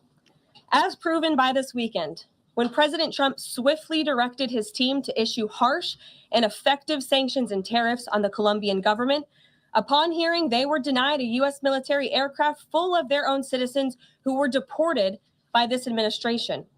Within hours, the Colombian government agreed to all of President Trump's demands, proving America is once again respected on the world stage. So, to foreign nationals who are thinking about trying to illegally enter the United States, think again. Under this president, you will be detained and you will be deported. Every day, Americans are safer because of the violent criminals that President Trump's administration is removing from our communities. On January 23rd, ICE New York arrested a Turkish national for entry without inspection who is a known or suspected terrorist. On January 23rd, ICE San Francisco arrested a citizen of Mexico unlawfully present in the United States who has been convicted of continuous sexual abuse of a child aged 14 years or younger. ICE St. Paul has arrested a citizen of Honduras who was convicted of 4th-degree criminal sexual conduct with a... Anyways, she goes through a whole list of a bunch of deportations, and a lot of them are thick sexual criminals, apparently, like rapists, child molesters. I believe I even came across like a video. I don't know if you remember what's his name, Hansen. He used to do like these busts, basically, of sexual predators, and now his focus is on basically, illegal immigrants doing these sexual crimes. And in the video, he tricked basically one of these illegal immigrants to come to this house, thinking that he was going to get access to a 14-year-old, Right. I believe. And when he came into the room, the guy had basically thought he was going to get some, and he was pretty much naked by the time he came into the room and confronted him and stuff. I mean, people don't understand that there's a lot of these aren't just like people who just wanted a new chance and the dreamers and all of the undocumented people that they label them undocumented, and definitely this White House is like changing all that. Yeah. And they're very clear that these are criminals. And that's the key point to make with these deportations, because the left are going to be moralizing everything, and they're going to paint that picture where they're going to say, like, look at all the families, look at all the children and the innocents and the dreamers that are being deported. But no, that's not what this is about. This is about getting rid of dangerous criminals who have already been convicted of violent crimes, are out on bail, or like Not throughout the bail. country. Basically, the government just threw them back out on the streets. Just let Yeah, them go. like, well, if they're out on bail or they're just thrown back out, it doesn't really matter the difference. Like, it's about getting rid of these criminal elements, and this is amazing. Like, that we like the notion of deporting people wasn't even on our radar.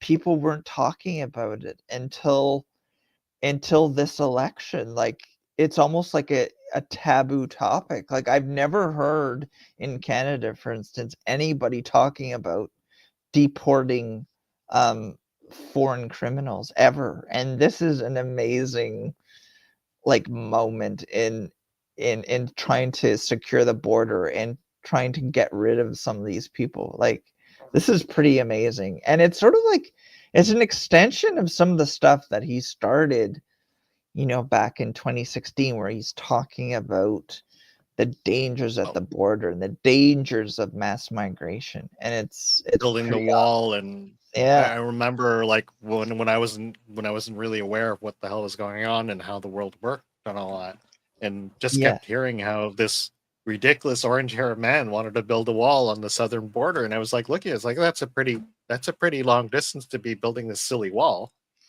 and yet here we are. Yeah, and we're seeing the result of not building that wall. And you can see, like that these other jurisdictions have borders, have border walls in the world where they're trying to keep people out. And the southern border has been this absolute sieve for decades. That was almost like a taboo topic. You couldn't even talk about it. But now Trump's actually implementing and following through on these deportations. And it's something the American public has wanted for decades. Well, I believe now an they're getting it. executive order came out very recently, like I think either yesterday or even today, where he basically signed the bill for the called the Laken Riley bill. Yeah, I believe. Yeah, And she was killed by an illegal. yeah, and she was a nurse, basically taking a walk from her shift just to take her mind off, and she was basically raped and killed by one of these illegal immigrants. And that's something that the right has to get that message out there. Whenever someone says, "Oh, the poor illegals," the undocumented people. They have to push back with these types of examples, and she's doing a great job here, the press secretary. I think also another thing that came out.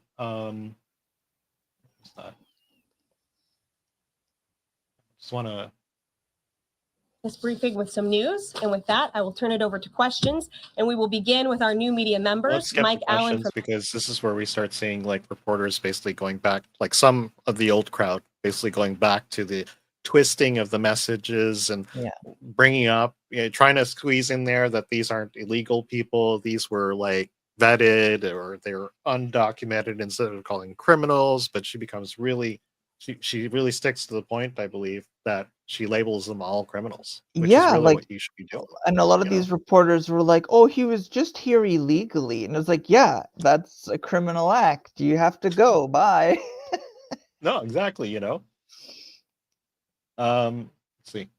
Proven over the past week. This president is president about his family, and we will not are wildly popular with the American people, and that's exactly what this administration is doing. It's correcting the lies and the wrongs of the past 4 years, many of the lies that have been told to your faces in this very briefing room.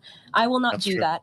But since you brought up Truth Seek, I would like to point out, while I vowed to provide the truth from this podium, we ask that all of you in this room hold yourselves to that same standard. We know for a fact there have been lies that have been pushed by many legacy media outlets in this country about this president, about his family, and we will not accept that. We will call you out when we feel that your reporting is wrong or there is misinformation about this White House. So yes, I will hold myself to the truth, and I expect everyone in this room to do the same. And Karoline, just on a substantive question, yesterday, the White House Office of Management and Budget directed across the board. More of these questions. Hang on. I wanted to bring up the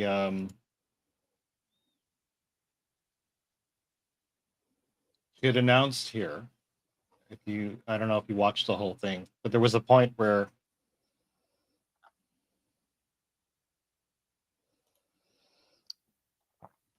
Colombian government. I'm just going through it. Yeah, yeah, I watched this whole thing. I think the thing that came out, we talked about it a bit too. Once again, we're going to have to do this for the next show, but not only do we write the video we're going to use, but also the time timestamps. Yeah, we can. use. What I wanted to find out is that she got to actually talking about the way the new briefing room was going to operate. Oh yeah, because she had a right. segment. She had like something for the new media, and that people President who intend to permanently cut off funding to NGOs that are bringing illegal freeze this funding. Again, I would point you to the language of Barrett's investigation. This was a memo. In effect on the same day. Yeah, the president has said that he is. All I can point you to is what the president has said on this front. The February 1st date for Canada and Mexico, and also the China tariff that he has discussed. Much bigger than that. Should we understand that these tariffs would add up? You know, in other words, you might have country-specific tariffs like Canada, Mexico, China. You might have sectoral tariffs like on pharmaceuticals, as well as a potential universal tariff on top of that. Do these stack on one or the other, or would one sort of take precedence over another? All I can point you to is what the president has said on this front. The February 1st date for Canada and Mexico, also the China tariff that he has discussed. He rejected the 2.5% tariff. He said that was a little bit too low. He wants it to be higher. I'll leave it to him to make any decisions on that front. What the Mexicans and Canadians have done so far, do you have any comment on whether that has met the bar, what he wants to see on fentanyl? Thank you. I won't get ahead of the president again on advocating to foreign nations on what they should or shouldn't do to get away from these tariffs. The president has made it very clear, again, that he expects every nation around this world to cooperate with the repatriation of their citizens. And the president has also put out specific statements in terms of Canada and Mexico when it comes to what he expects in terms of border security. We have seen a historic level of cooperation from Mexico. But again, as far as I'm still tracking, and that was last night talking to the president directly, February 1st is still on the books. Phil. Thank you, Karoline. Quick programming. And that's it seems like I think what we're gonna see is we're gonna see more specificity on February 1st, and I think he's going to do it this weekend. Like this guy, he asked a pretty good question. Like, is it going to be sectoral tariffs? Are there going to be country-specific tariffs? Are there going to be universal tariffs? And she said, well, you know, I guess we'll see what Trump ends up doing on the weekend. Like, he might come out with like more detailed as to what types of tariffs he's going to, you know, put on our country. And, you know, it could. And that's, I don't know, people realize it's this Saturday.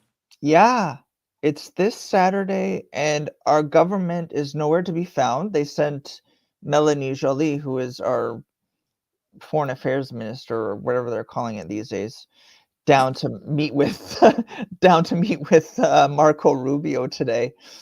Right. They're what's he now? He's the foreign affairs minister, I believe, right? Yes. Or foreign affairs secretary, not minister, secretary.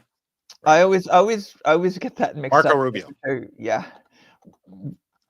Secretary versus minister. Just something I'm gonna see if I can actually. Yeah, he's Secretary of State. Oh, Secretary of State. Secretary of State. Yeah. I just want to see if she gets into.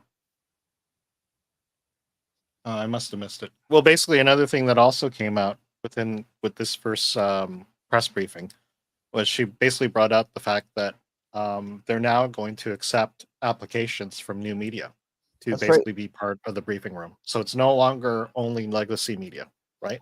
And that's great news.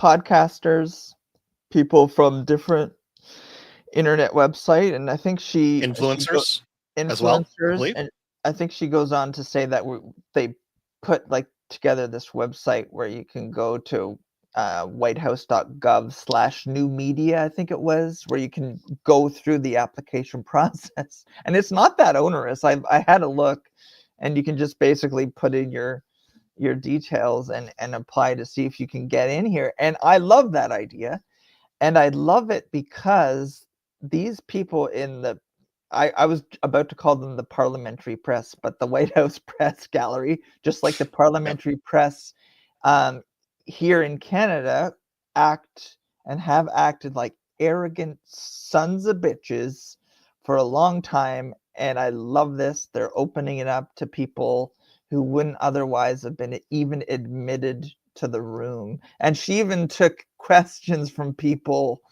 who were excluded from the Biden presidency in this Exactly. press briefing, and which is great. Because you would never see a podcaster in here, right? That's right. Before. It was only legacy media, which, I mean, if you watch legacy media, like basically media news on TV, my opinion, they've all turned into propagandists. Yeah. They basically toot the line of the previous presidency, or they even do that here with the prime minister, the CBC, CTV. They're pretty government leaning, if you hadn't noticed. Yeah, and that is so true. And they also got really arrogant.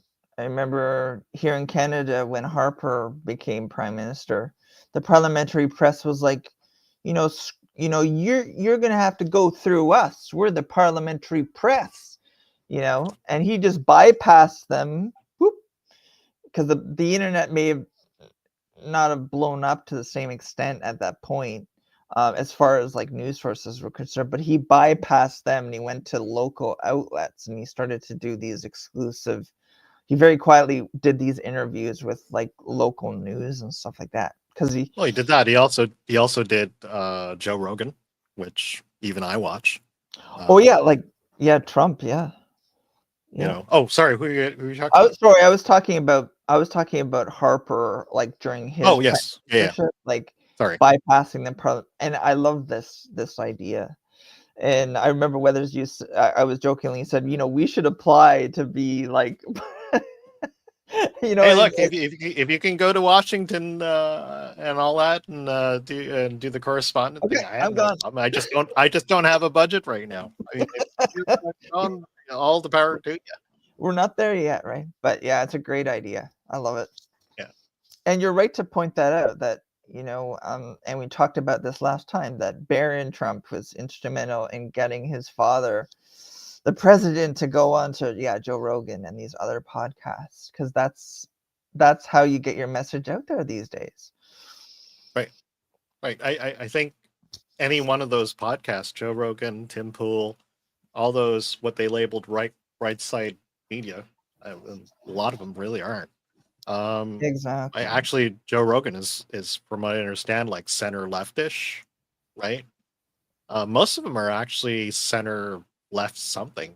Not very many of them are actually true right leaning conservative podcasters. Yeah, because they sided with one side, of course, they get labeled all right side media. And even if they are, they would be like just center right populist. Yeah, exactly. And it just goes to show how radically left the legacy media really is. Right. They pretty much are propagandists, and they basically toe the line of the government in power. Well, the previous government in power, and in our case, the current government in power.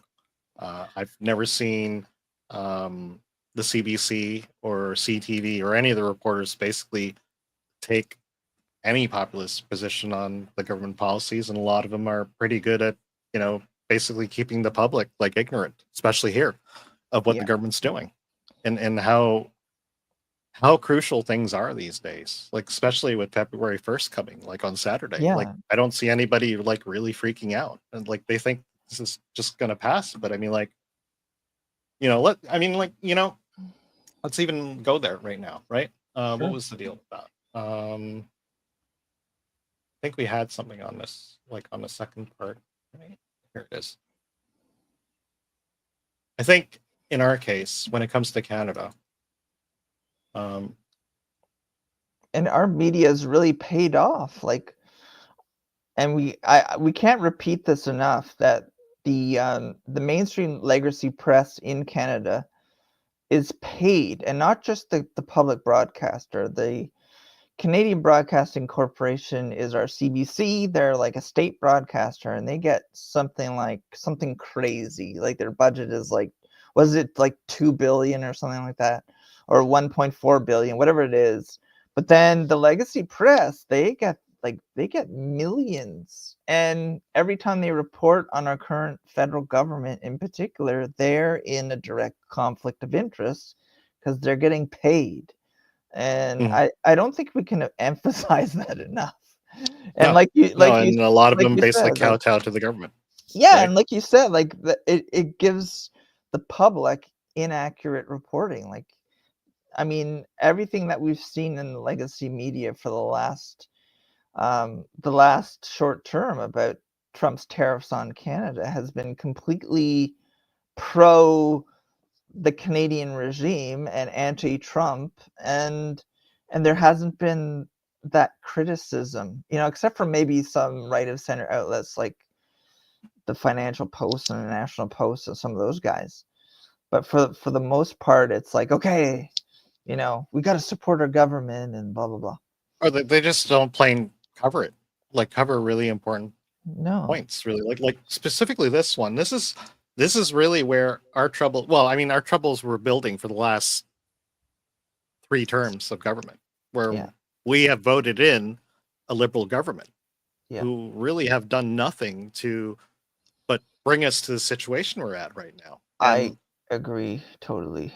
And this one bit that this is the North Carolina actually press conference that he had last week after visiting the North Carolinians. But he actually gets into talking about his talk with Justin Trudeau just after he won the election.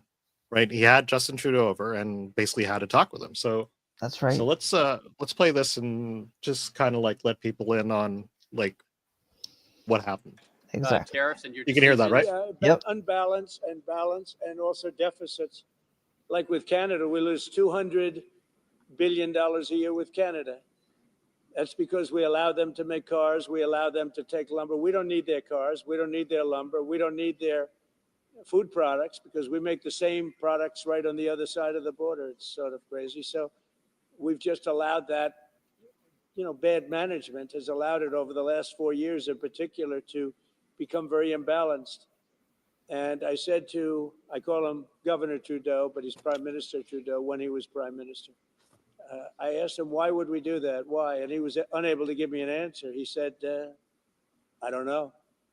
And I said, do you think it's fair that we're paying $200 billion to keep Canada going? And what would happen? I asked him, what would happen if we didn't do that? If we didn't subsidize Canada? He said, we'd be a failed nation. And I said, then you should be a state.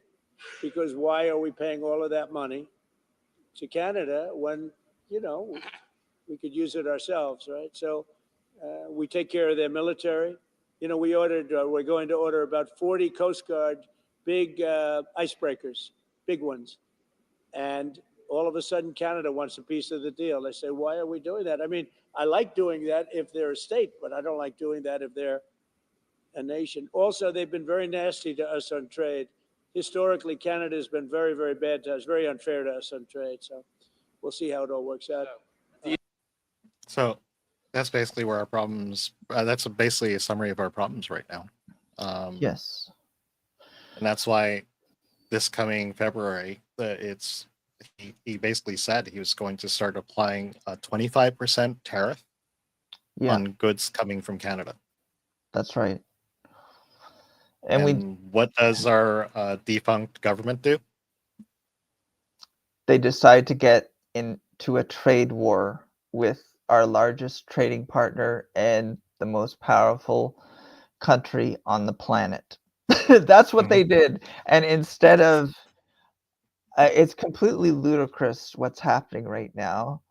I mean, Weathers and I have talked off air about this many times. Like, how is it that we don't have a sitting government because of Trudeau's prorogation? The Liberals have been completely self-serving, and that they're going to go and do their leadership race during this monumental crisis that the Liberals have put us in. And instead of actually having a functioning government and going down and talking with the new president, President Trump, they've decided to get into a trade war with our most important trading partner. It's completely insane. And Yeah, and it's something that Canada, I don't think Canada is going to be able to survive this if it goes any longer than like 6 months. Like, and like you were saying before, it's almost like Trump is using this as a punitive weapon for a number of reasons. And if we take him seriously, about this 51st state stuff, maybe he's going to put as much pressure as he can on Canada in order to then, annex Canada. I mean, he said it multiple times over the last few months about this. yeah, and people are speculating, will he use military? No, he doesn't have to use military at all. No. I mean, he just has to basically starve us out, apply Yeah. tariffs on all our goods coming in. That's and right. then of course, like I see basically people around me, taking this stance over here. Oh Canada yeah. not for sale. Right? Yeah. And the ridiculousness of what this is supposed to mean to us. It's like, Yeah. I mean, I'd like to ask them, it's like, okay, Canada's not for sale, but what do we sell here? I mean, Yeah, what do we and bring to the table? and it's just a completely ironic cap, because the other day I was looking at headlines and they were talking about how much China owns in Canada. It's like, oh, I guess we are for sale then. But no, this is Doug Ford. He decided that he was going to throw his hat in the ring he was trying to show solidarity with our federal government, and he's essentially going to like support our federal government in this trade war with the Americans. And it's completely insane. It's a war we can't win. No, And and a lot of people I know, especially who might be watching the show right now, think that we can go toe to toe with the Americans and start tariffing, like their stuff, yeah, right? And I just want, like you can easily just go on Google, right? Let's go on Google right now, okay? yeah. So what did I ask you? Yeah, you like what type of products does Yeah, Canada let's sell to the United States? What do we let's talk about export? that. Yeah, and we Yeah, export let's talk all about that, sorts of stuff. right? Yeah, and you can So, see the list here. First off is our energy sector. Canada sends all sorts of oil to the United States. wait. This is what Canada buys from the United States. So this is basically what essentially we're going to tariff, or Oh, what we sorry, could yeah. possibly tariff. Yeah. All right. So let's bring a few things to light, right? So actually, let's not even begin here. All right. So this whole idea of a tariff war is that United States will basically put some tariffs on our goods, right? And then we'll react by putting tariffs on their goods. That's right. So let's say, and the tariffs are supposed to be a deterrent for their population to not buy Canadian products because all of a sudden they're slightly more expensive, or even way more expensive than. So let's say, for example, Americans basically stop buying Canadian goods, and we stop buying American goods. Okay, let's just say that happens. Yeah, right? just hypothetically. Just hypothetically, right? Let's talk about that, because let's where is that? Not this one. Okay, let's bring this one, right? So here's basically a breakup of what United States sell to the world. And yeah, we are basically their number one trading partner, right? We are. You can see us right there. We're 17.3. Barely 20%. That's like barely 1/5 of their economy, of what they sell and they bring back, right? So if all of a sudden they lose their trading partner, Canada, they lose 1/5 of their economy, right? 1/5. Okay, so let's take a look at us, right? By way of Let's take a look at contrast, let's take a look at what we do, right? yeah. Where is that? Where I know I had it here. Was this it? Okay, here it is. So this is what we do, right? This is what we export. This is basically how we make money, right? Because this is how we bring money into the country, right? So once again, the United States is our biggest trading partner. Okay. What percentage of that of our economy is the United States right now? Huge. It's like, what number is that? What number is that? I can't read that from here, but it's got to be 75+% of our export. More accurately, 76.88% Okay. of our economy. Yeah. What we sell is the United States. So if all of a sudden the United States stops buying Canadian products because of the tariffs, that's 80%. It's that's like crushing. It's a crushing. That's like the reverse of what. That's the reverse damage of what the United States. What we hope to even hurt the United States. Okay, they're going to lose 1/5. We're going to lose 4/5 of our economy. It's a critical hit. You know, it's a critical hit. And all these people who wear these ridiculous Canada's not for sale hats think that they can go toe to toe with the United States, and this is the reality right now. And yeah, like that is it would be crushing. It would be devastating. It would ruin our economy, right? To get in a trade war with our most important trading partner, and during this crisis that hasn't really been taken seriously by our governing class, they haven't acknowledged this fact. And they've also talked a lot about how to offset a trade war with the Americans. And they're saying, well, you know, we should diversify our markets. Well, we've been talking about diversifying our markets for decades, and they haven't done it.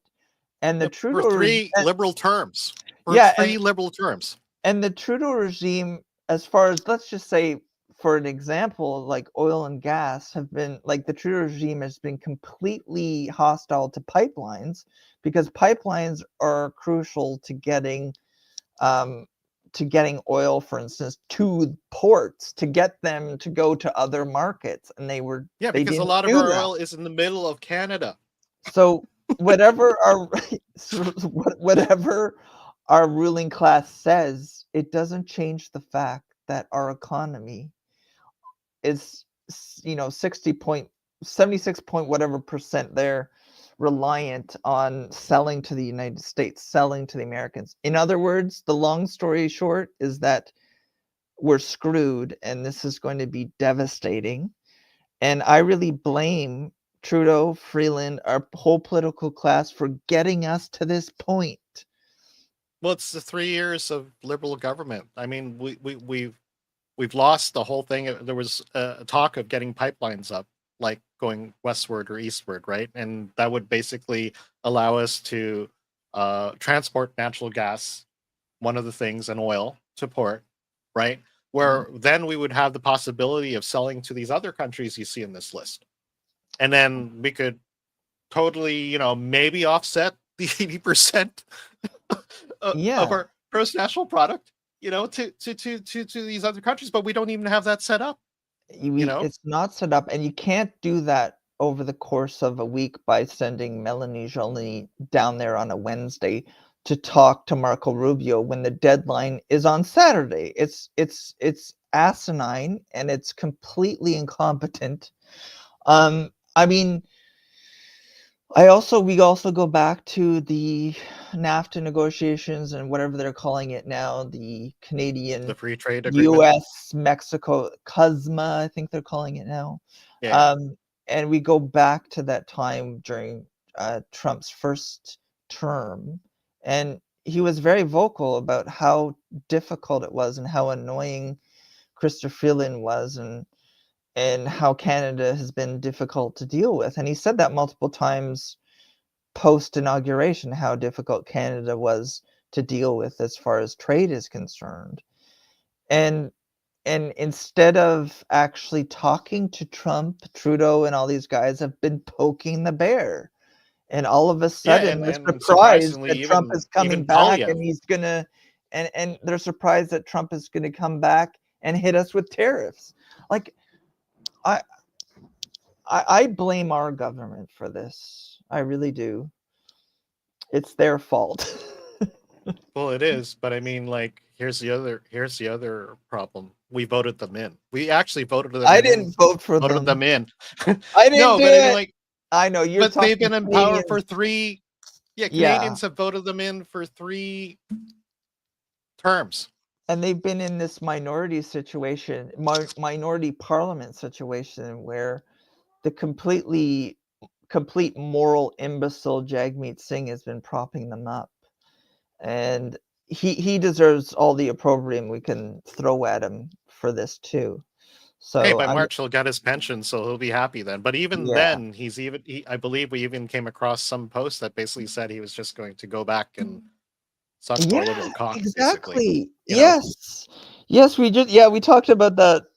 Yeah, Weathers and I talked about that last night about how, the prospect of Mark Carney coming in and becoming an unelected prime minister, and Jagmeet Singh said on social media that he would support a liberal initiative to alleviate some of the tariff woes that we're going to experience here, because the liberals have been talking about putting out a like pandemic style financial relief for businesses and individuals in the form of like a CERB, or for like a small business benefit that they did during But COVID. with what money? Yeah, exactly. With what money? And the other thing is, like, there was just a study that came out this past week from the CD Howe Institute talking about how indebted Canada is at the federal level and at the provincial level, and that a new economic crisis, it's going to be really hard on us because we're not going to be able to alleviate it with like the spending that we saw back Well, in how do we 2020. offset the loss of 80% of our GDP? We can't. We just can't. It's going to be I think people don't know how difficult this is going forward. Unless, like, I can't see between now and Saturday Trudeau moving an inch, because we know Trudeau, he's incompetent and he's Well, a he's globalist, but resigned. he's resigned. Apparently he's quote, resigned. unquote. But he's spiteful and he hates Trump. They hate each other, and he would rather see Canada burn than concede to Trump. That's what I see going forward. Like, I don't see Trudeau apologizing or talking to him, and we're in deep shit is the bottom line.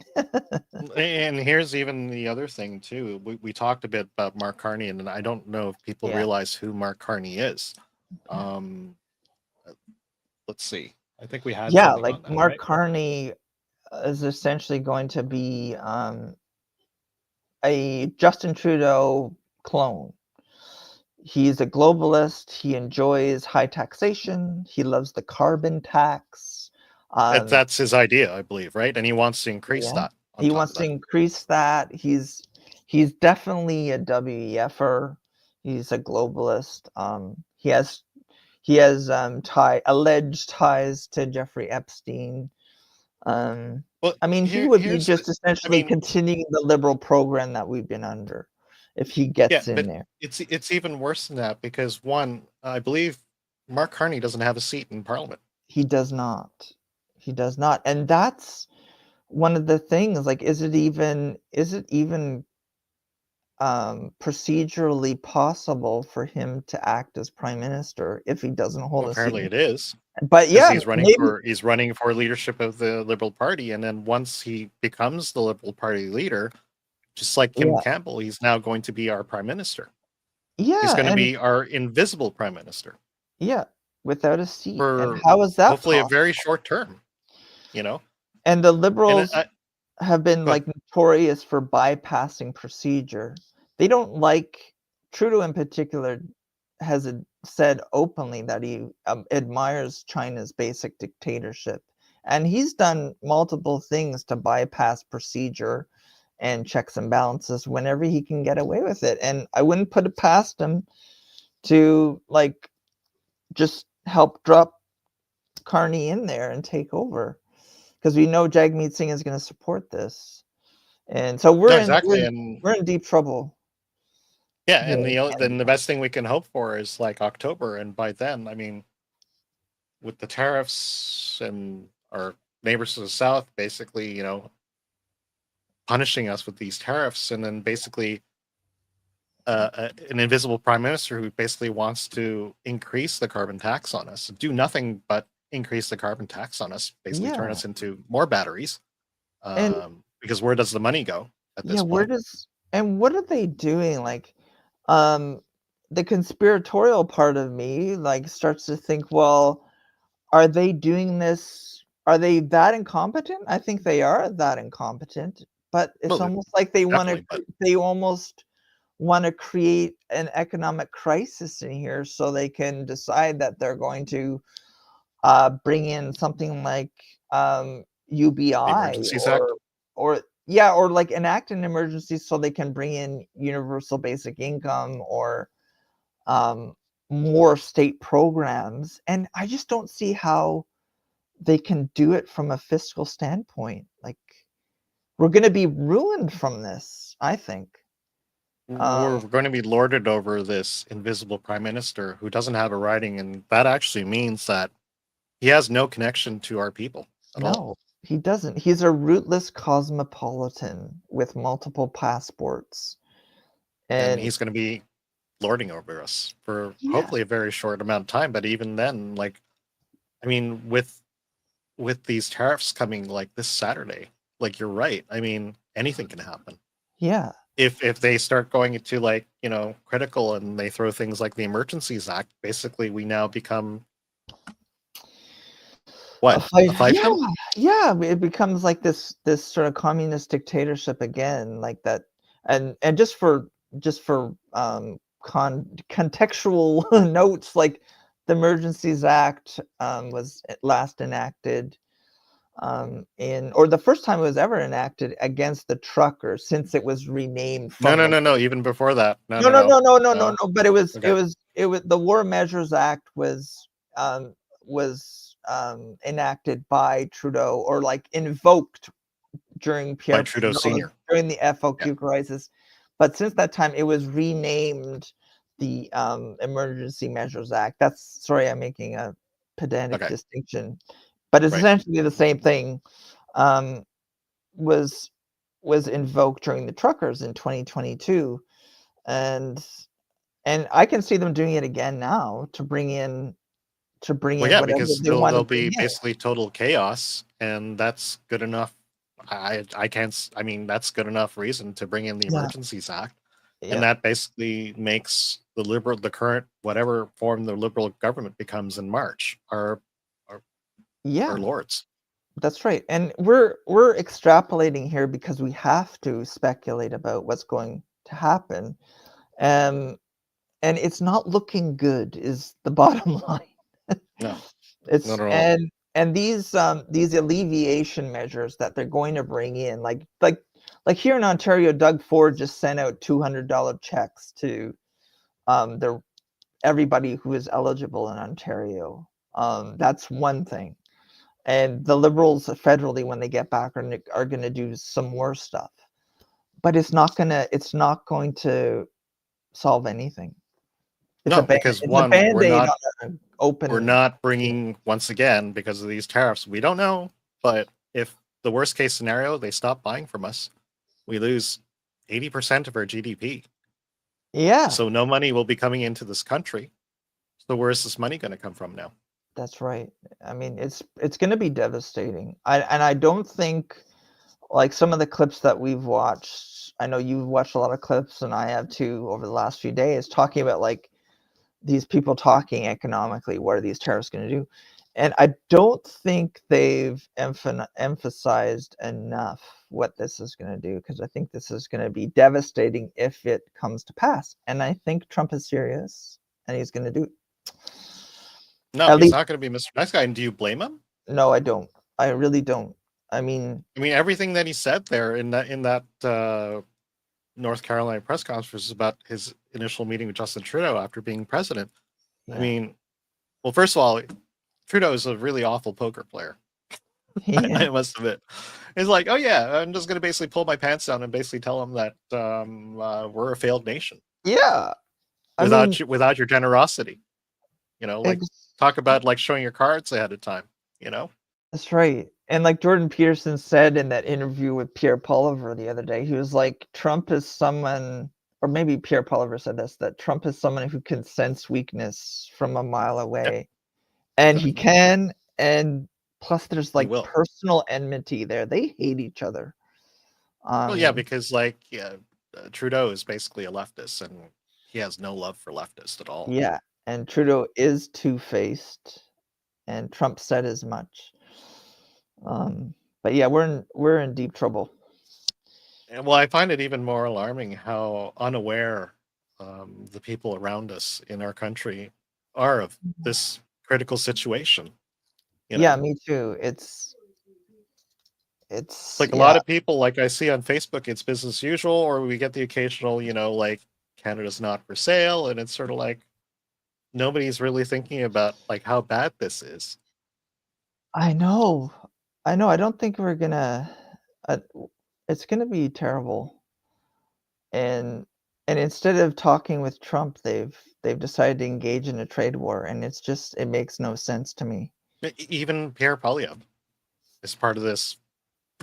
Let's wage war against the Americans. He has this idea that somehow we're going to make up for this 80% that we potentially might lose.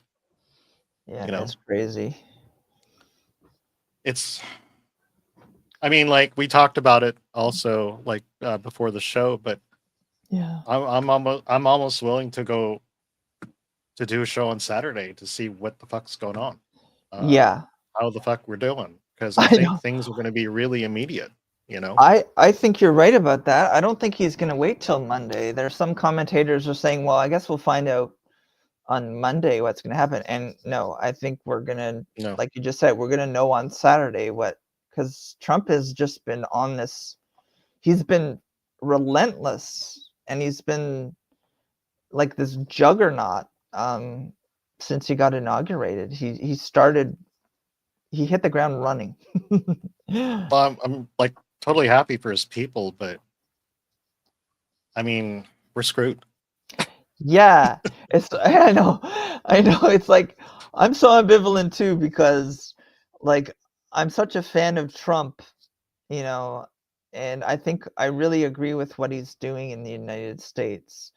And yet, like, I live here in Canada, and I hate our political class, and I'm getting to the point where if he's leveraging this trade war that is just this impending trade war, if he's leveraging it to put pressure on our country in order to then annex our country, which he has talked about multiple times, I'm almost getting to the point where I would almost welcome that. And But we I'm talked about this surprised, too, and I'm surprised at myself, but here we are. Well, I talked about this too, and I'm just speculating here. Like this, I doubt we're going to become the 51st state, and that doesn't mean we're still going to get annexed. Most likely, we're probably going to end up like Puerto Rico, like a territory. A protectorate or territory, yeah. Right, and so here's the problem with that: is that we're going to be part of a nation we have no say in. Yeah, and I feel like I don't have a say in my own country right now, and it's such a weird feeling. This is even worse. Well, yeah, I don't know what's worse. No, well, I'm sure I'm sure people like us are gonna manage and then find ways to make a living out of this new nation. Yeah. But I don't know about you, but I have no desire to be a territory. You know, like we have when that happens, it's like we have no country anymore. I know know, it's And we crazy. have no say as a territory. We really have no say in the country we're potentially going to be part of. Hmm.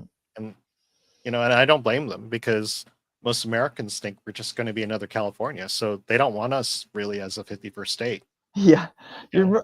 I watched a clip the other day. I think it was Ezra Levant was down in he was down in the States. Oh yeah, he was down for the inauguration. He was talking to Canadians who were on the streets in Washington D.C. and he talked to a Canadian. He was like, what do you think about becoming the 51st state and blah blah?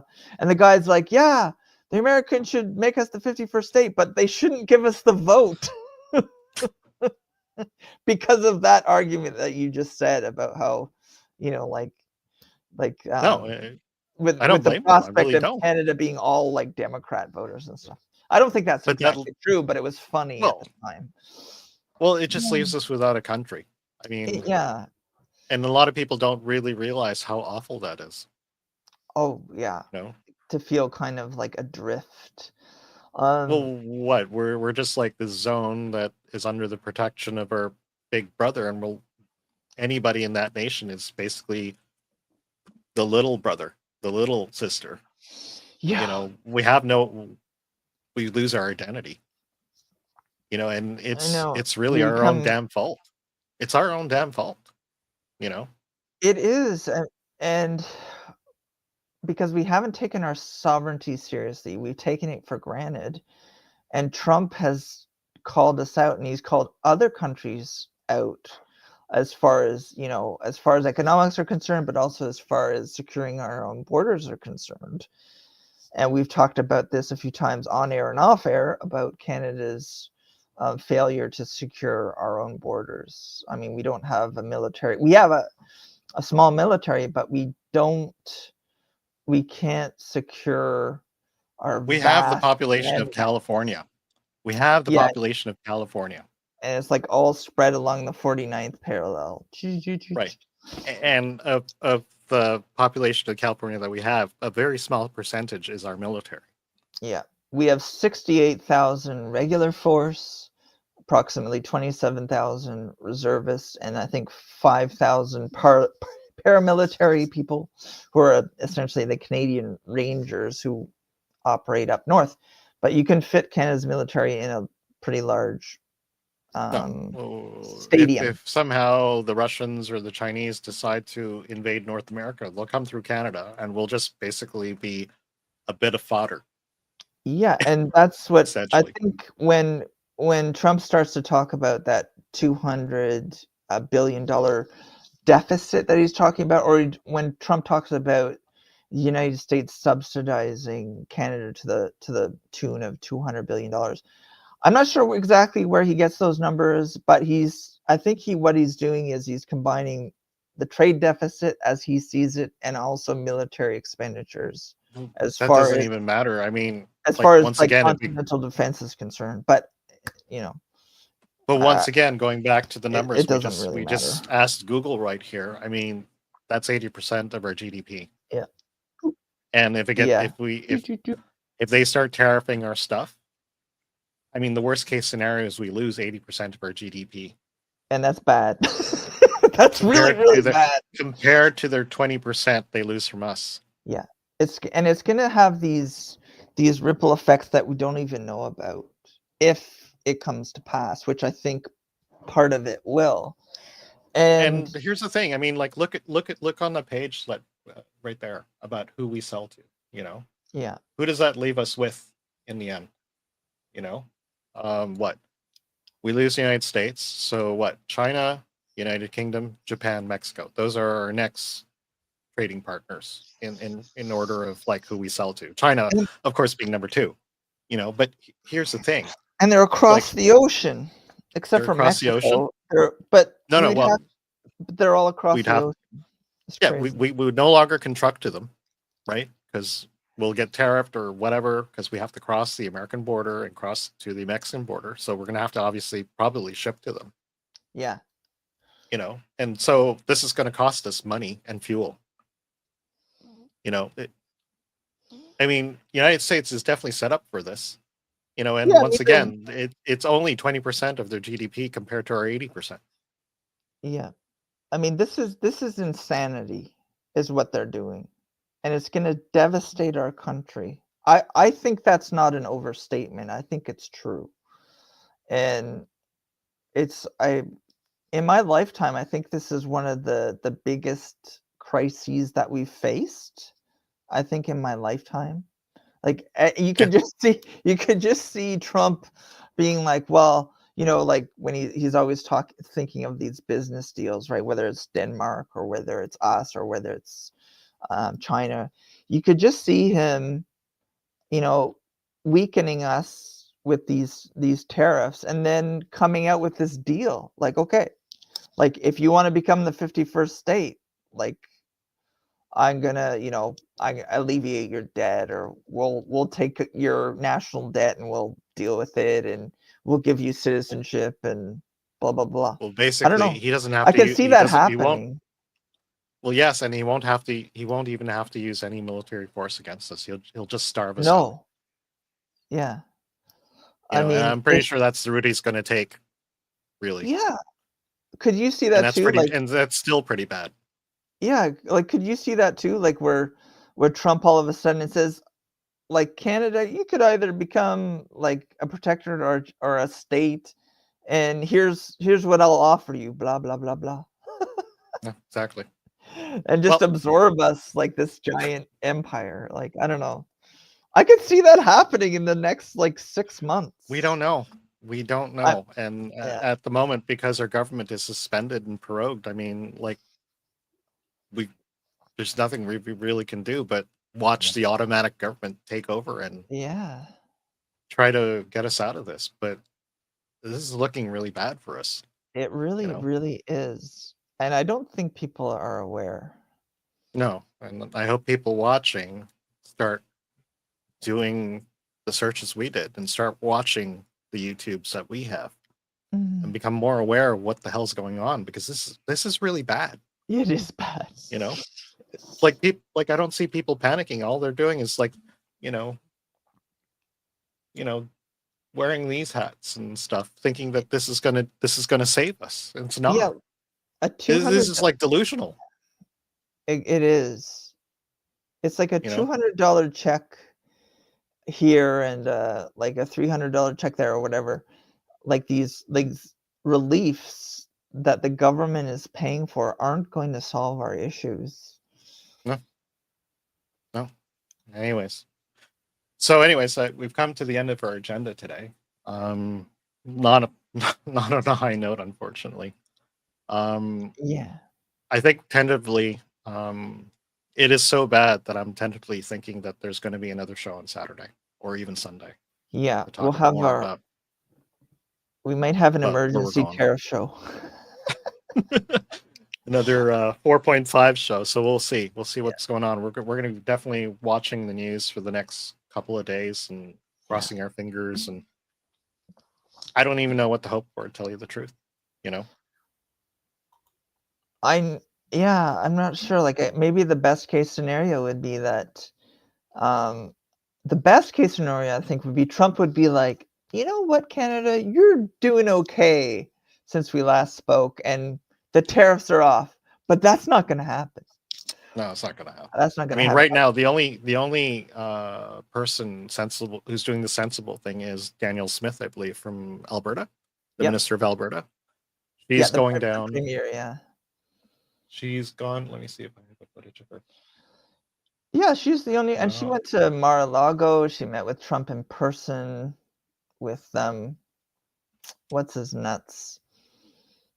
I just lost his name. The business guy from Canada. But O'Leary? O'Leary, thank you. O'Leary? Yeah. Trading day on BNN Bloomberg. I'm John Ehrlichman. This week, Donald Trump returned to the White House, and the U.S. president has been. Mr. Smith, thanks very much for making some time for us. There she is. My pleasure. First off, you've had another busy week with your diplomacy efforts. How would you describe the talks you've been having with officials in the U.S.? How are those going? Well, it's very friendly. I mean, I think it for good reason. We have this long-standing, excellent trade and business and political relationship with the United States, and sometimes they just need to be reminded of just how important that relationship is, how mutual benefit happens as a result of us being able to sell so much product to the U.S. that they upgrade and refine, and then we buy back. It's an equal relationship. And I think that there are always these moments where we're going to have skirmishes, but you got to keep the conversation open. And that's what I've been doing. And so as you're having those conversations, where are you finding the most common ground? Let's start with the positive part. Well, I was watching it with great interest, the confirmation hearings for Interior Secretary Doug Burgum, and all of the problems that were identified, Alberta is the solution for, and Canada is the solution for. We know that the Americans want to be able to maintain lower prices for energy. Well, Canada ended up exceeding Saudi Arabia in the amount of oil that we exported to the U.S. as recently as 2014, and that's continued. When you get discounted Canadian oil, that is great for American consumers. But more broadly, we're beginning to see this battle shape up for artificial intelligence dominance. And I think there's grave concern that if the U.S. and its allies do not win that race against China, what kind of world would that create? Well, we're the answer to that too. So many of the critical minerals that the Americans need in their supply chains come from Canada, whether it's going to be helium or germanium or even uranium. And so I think that we've got a very broad and good story to tell about how we can help the Americans achieve their goal of energy and AI dominance. And that's the message that I put forward. You mentioned that word. So anyways, so I don't know about you, but I think she's pretty much the only bargaining chip we have, really. And she's the only one going down there to actually talking to the problem. Yeah, she was the only one doing it right. And she had to do it because our federal government wasn't doing it. And I'm not sure what, this is going to mean for national unity, but it's looking grim at this point. Because I could see Western separation, Alberta separation being a really acute issue in the short term, especially. Well, it's the only one producing anything that gets sold. Yeah.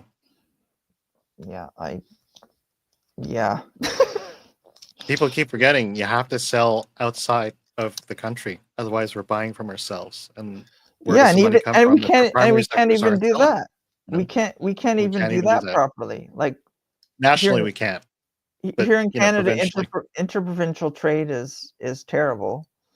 And we need we should talk about that on another show for sure. Yeah, you were just telling me about how horrible it is. I didn't even realize how bad it is. Yeah, and it's this ongoing issue that just won't get resolved. That it's easier for individual provinces to deal with the Americans, trade to the Americans, than it is for, let's say, Ontario to trade with BC or vice versa, or Alberta dealing with Quebec. I know. I always find it weird that I can't get a beer that I really like on the West Coast in Quebec.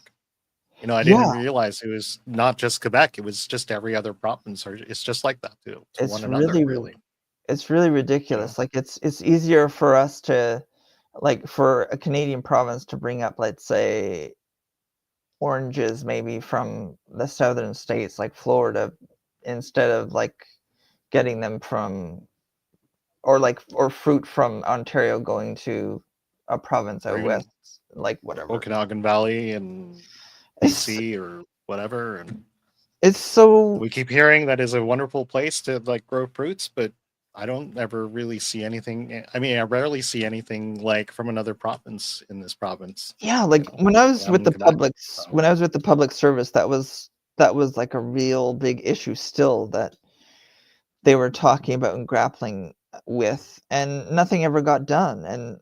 And that was as far as like interprovincial trade was concerned with agricultural products, and it just nothing got done. Anyhow, let's just wrap up the show and all that. Sure. Once again, most likely we'll probably have an emergency show this weekend sometime. Maybe I'm expecting something to happen and something like talk worthy. So if you see us pop up with a placeholder, please join us then. Anything you want to add before we sign off? Or just thanks for a great show. I mean, don't get depressed because of all this. I mean, Why not to? just try not to. Just like have a coffee, have some chocolate. We'll be okay. And We'll be watching the news for y'all, and then hopefully we'll have something to talk about next Saturday. If not, we'll make an appearance again at the same time on Hump Day at 4:20 p.m. Thank you for joining us here. Once again, I'm Weathers. I'm Mikerowaveable. Thanks, everyone. Thank you, Weathers. See you next time. Cheers, everyone. Bye.